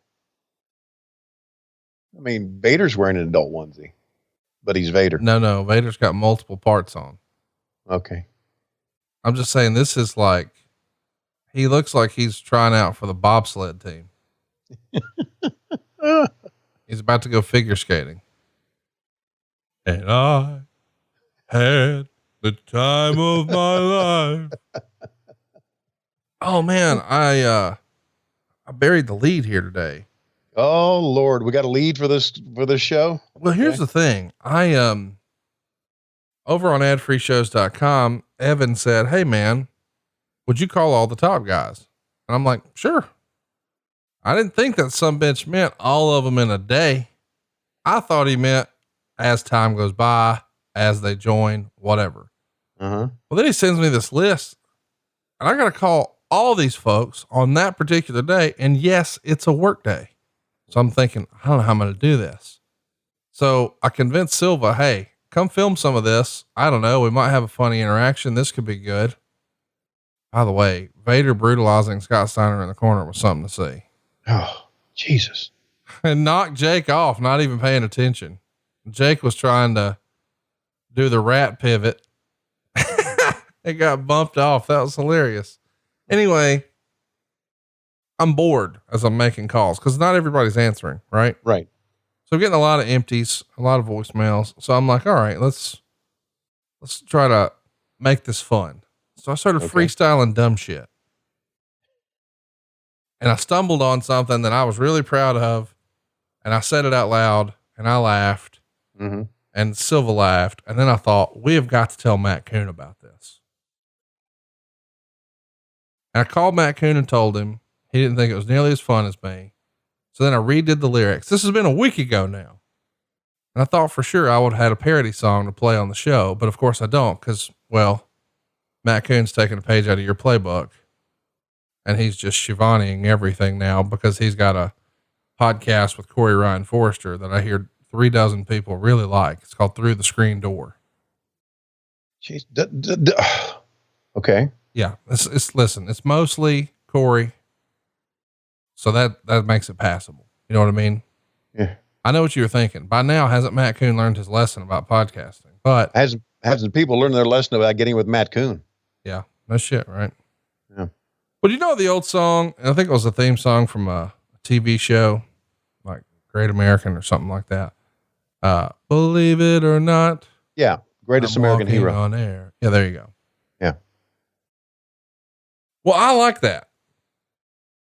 Let me give you a taste of what the song is.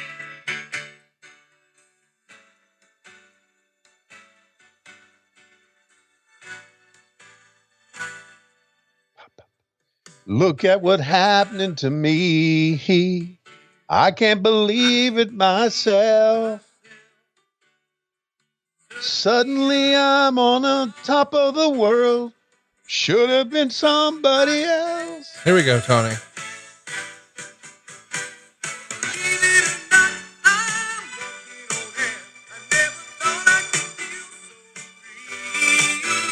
So you get the gist, right? Yeah, I do. I like that song. I had that song in my head, right? Yeah.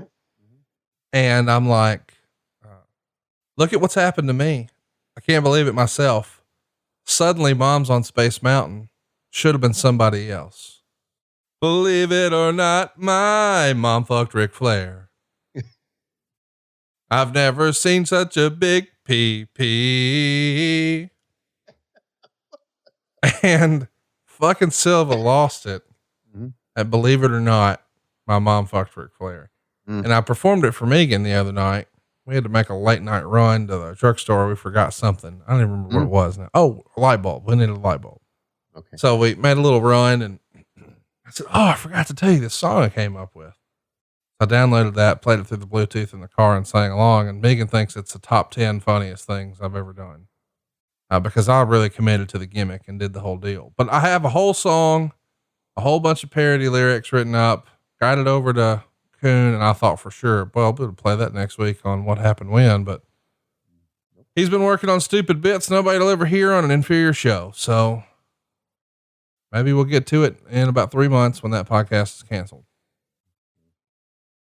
Again, your friend, not mine.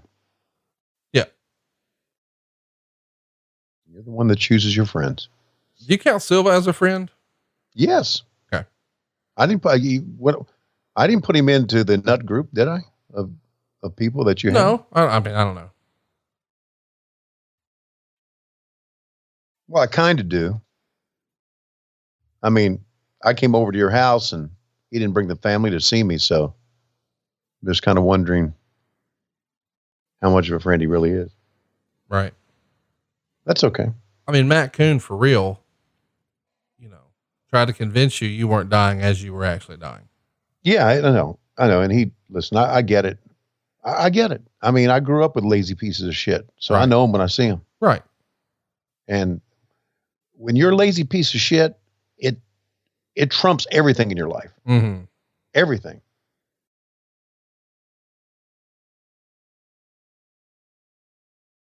Have you ever known a piece of shit as big as Matt Coon? Is he the biggest piece of shit you've ever known in your whole life? Oh, well, I don't know, man. There's some people I grew up with. Ooh. Some people I grew up with. And there have been some people in wrestling too. Should we call and by the way, in baseball, there have been some of the worst I've seen. Let's call Jeff Jones, see if he thinks that Matt Coon's a piece of shit. We don't have time to call Jeff Jones. I mean, I just hit the button. Jeez. You do realize what's going to happen, don't you? What? You go keep talking. Oh yeah. That's why we don't have time on the show. He's favored me.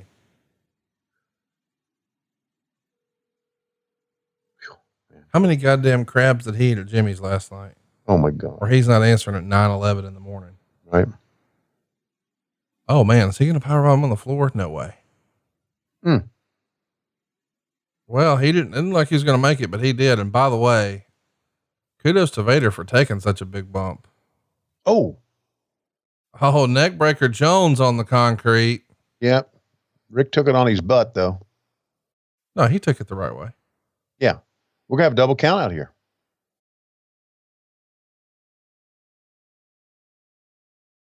If both men are counted out, Sting will be by himself. Vader back in. Vader makes it. There's no way Steiner's gonna. Oh, 3-on-1. My God. Sting. So it's just Sting now. Sting against Vader, Rick Rude, and Jake Roberts. What a great story this is, though. Oh, yeah. Yeah, I was hoping Sting would move from that. Yeah.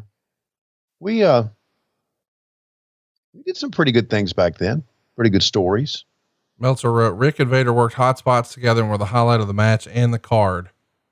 First fall saw Koloff pinned in 7:26 when Roberts pinned him after he collided with Rude. Sting pinned Vader 36 seconds later with a face buster in the second fall. The third fall was back to Vader and the Rick Steiner show with them trading hot power moves. Rick tried to stand up with Vader on his shoulders, but 395 pounds of dead weight starting at the bottom made this a bad idea. At least he didn't tear out his lower back, because that much weight, that shaky, is dangerous. Scott was DQ'd in 3.5 minutes for coming off the top with a clothesline on Vader, and they attempted a Road Warrior finish, but Rick couldn't get Vader up. Rick was counted out in 55 seconds next when Rude gave him a neck breaker on the floor, which left Sting against 3. With Rude and Sting both on the mat, Vader came off the top and accidentally splashed both men. Vader was DQ'd in 2:54 while both Sting and Rude were left for dead. The crowd was chanting DDT, DDT, and Roberts dragged Rude to the corner, tagged in, and got the pin with the DDT in 46 seconds. Best match on the card, 3.25 stars. Yeah. Well, you got great performers. Yeah. I mean, you got 4 Hall of Famers right there. I love Sting in the pink and black too. Yeah, me too, man. Look at this slingshot suplex. Big time shit, man. Yes, sir. Fuck. He crushed them both, man. On the heads. Fuck. Hit their heads. Yes, he did. He didn't even see it and he DQ'd him. Get your shit together, Nick Patrick. Just think, in just 5 short years, he would ruin the entire promotion. Well, that's right. Can't come off the top rope. That's the DQ. Yeah. Okay. Got it. That's the Bill Watts come off the top rope. I love thing. Rude getting drug over to the end and being like, yeah, I guess I'm going to make the tag now. I need some Jake the Snake boots if you're listening. You got some. Did you ever ask Jake? He ain't got none. He's got cowboy boots that I wore these in my interviews. I don't want those, buddy. I want these. I always thought too, it's funny, you know, Jake's deceptively tall, huge man, and he's got lifts in his boots. 1, 2, 3. That'll get you done. Jake the Snake and Rick Rude are your winners. To set up the match coming up at Spin the Wheel. Make the deal. Show gets a 3.7 rating and a 6.1 share, viewed by 2.19 million homes. I also would say the rating was the same as last September's Clash, headlined by the World Tag Team Title Tournament won by the Enforcers, and only the 17th highest out of the 20 clashes. But considering everything as far as declining wrestling ratings across the board, the WWF special the previous week doing a 2.7, the last Clash doing a 2.8, Dusty, Ross, Watts, etc. were probably doing cartwheels when the number came in. The show peaked for the 8-man at 4.3 with a 7.1 share and 2.57 million homes.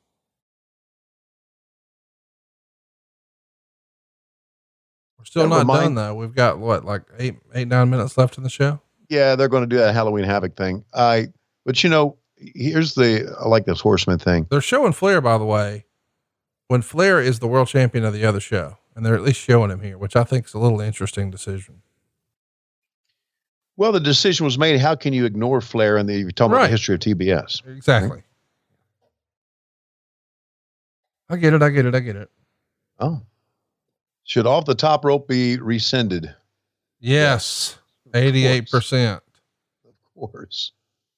Well, fans, we've been told that shit will not happen because the Cowboy doesn't like it, but be sure to tune in this weekend when the Steiner brothers are going to take on Arn Anderson and Bobby Eaton. Those are tag team wrestlers. They're badass and none of them slap their legs. That line's going to get me in trouble in about 20 years.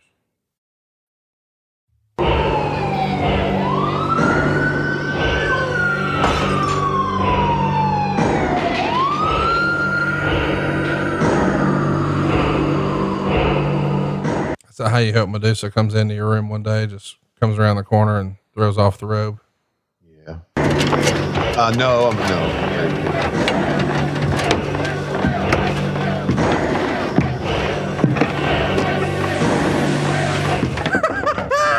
Spin the wheel. Make the deal.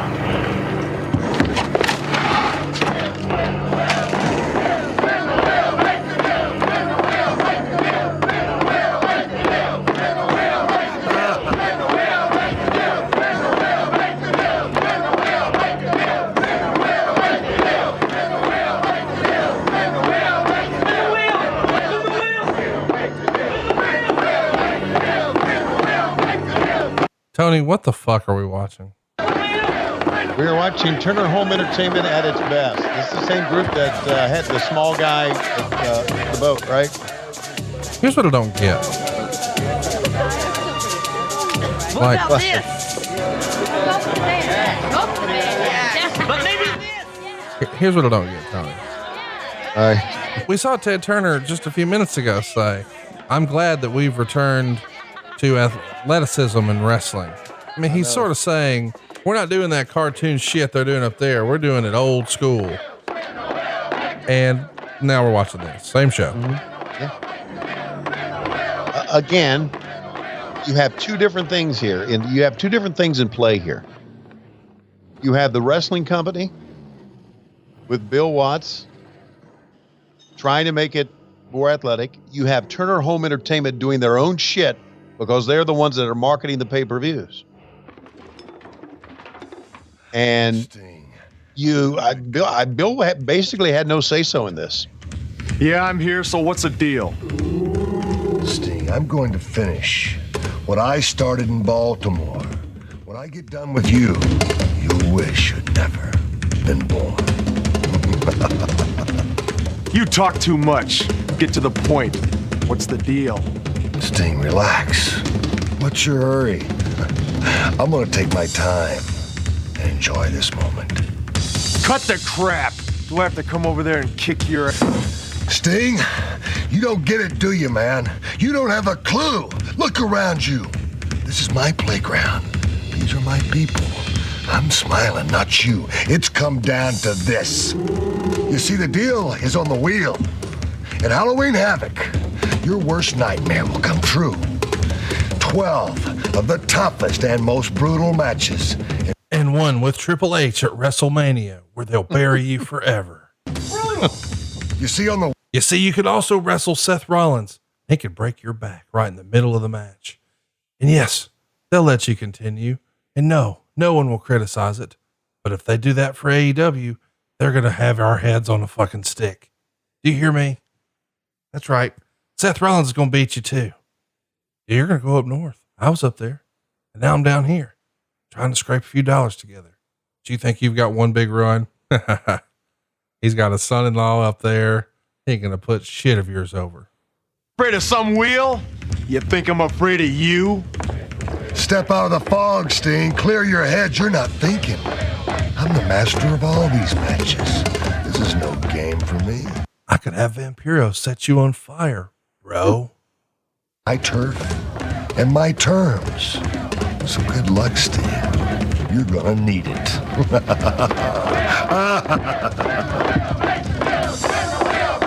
So what are you waiting for? Let's do it now.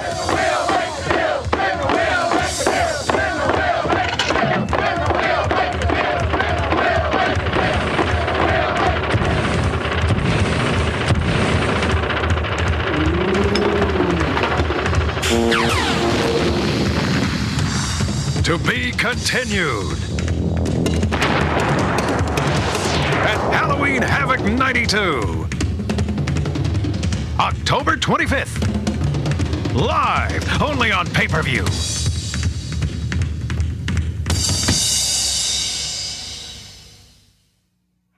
Halloween Havok on October 25th. Freddie Miller, what do you got to say about that? WCW, TBS, and Halloween Havok. Don't miss it. Be there. Good night, everybody. Thanks for watching. They got your be there in there. Thank God. But you know for sure that when they threw back to JR, he had to be thinking, that's right, folks. Tune in to Halloween Havok, because Jake the Snake and Sting can now shoot fucking lasers out of their eyes.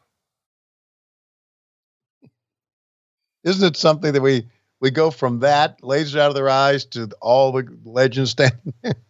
I mean, you know, Bruno had to be like, this is the wrestling I grew up on with the lasers from the eyes. Oh, that McMahon with his silly Hulk Hogan. No. I want the realistic Jake the Snake laser eyes. Why am I talking like a Luigi? Well, there you go, ladies and gentlemen. Clash of the Champions 20. We're going to put that one to bed, and we are so excited about coming back next week because we're doing something a little different, Tony. It's hashtag Ask Tony Anything. I mean, so we're going from the last television appearance of Andre the Giant to Ask Tony Anything. Tony, are you nervous, anxious, excited? Where are you at on this? I'm excited. I'm excited to reconnect with people on Twitter. It excites me. I can't wait. You're just lying to us. No, I'm excited. Well, wait a minute. Let me rephrase that. Could be the greatest night in the history of podcast. But probably not. Probably. Well, ladies and gentlemen, it feels, go ahead. At least there's no Matt Coon involved in this podcast at all. We needed him. Tony, it, feels like it's about that time. It is about that time. Ladies and gentlemen, we're going to go in the back. And oh my God, Lois has a nanner on her head. Where did that come from? We're desperately out of time. We'll see you next week right here on What Happened When on Westwood One. And of course, every Monday on Patron.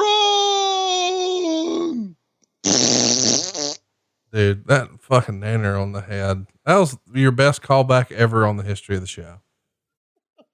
I'm going to go as soon as we hang up. I'm going to do the nanner on the head here at the house. See if I can get it over. Okay. See you, buddy.